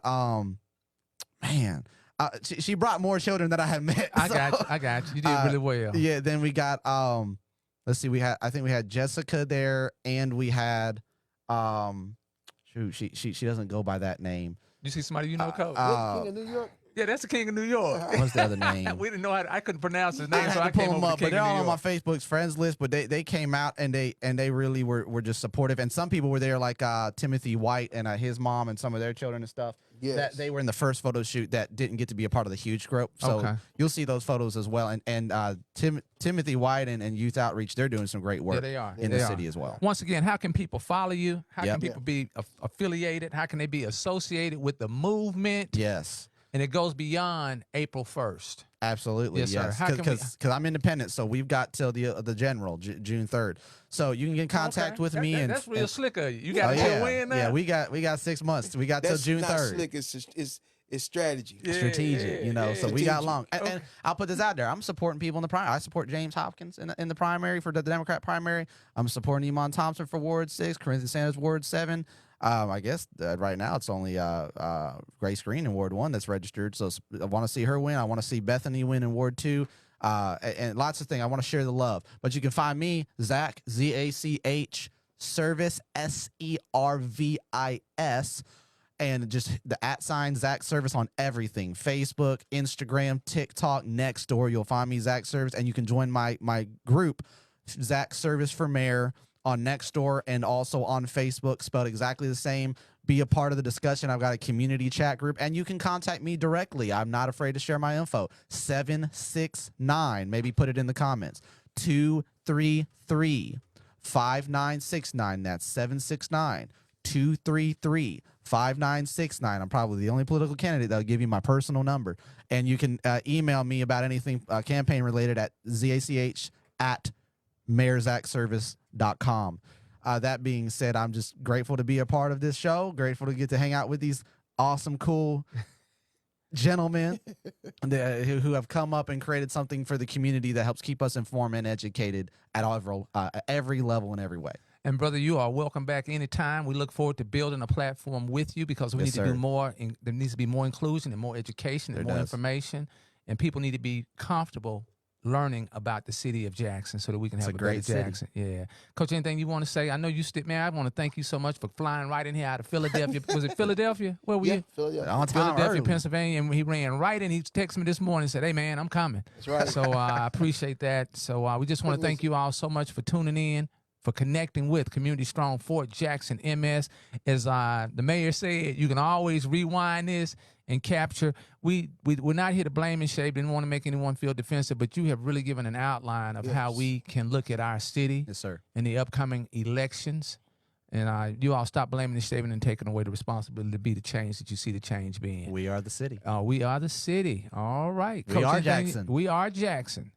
And Now you that's know what it it. means. That's it. Hey, you guys have a great Sunday. We look forward to seeing you Thursday night. I don't know who we got, but we got somebody to be Thursday. Community conversation. We call it uncensored nonsense. Brother Broomfield been through here and he set it up. You know Brother Broomfield? Yeah. I think I've watched it. You got to talked meet a few him. times on the Yeah, show. he got that. Yeah, man. You got it. Yeah. You've met him before. Yeah, I think so, I have. Yes, you I mean, have. it takes all kinds to get things done in the community. It does. All right. Peace. That's it. We're going to take our picture. All right. Oh, That's man, your- let me take this off. That's yours. Yeah, I still got my first one. Hey, well, I had to make up for doing it. We did it in the den by the window. Hey, let you know how we beginning. we progress. Middles. Yeah, we have grown. Progress. We growing. Anything that we can do to make this better? Did we do okay by you? Sure. I mean, I think it's being done very well, man.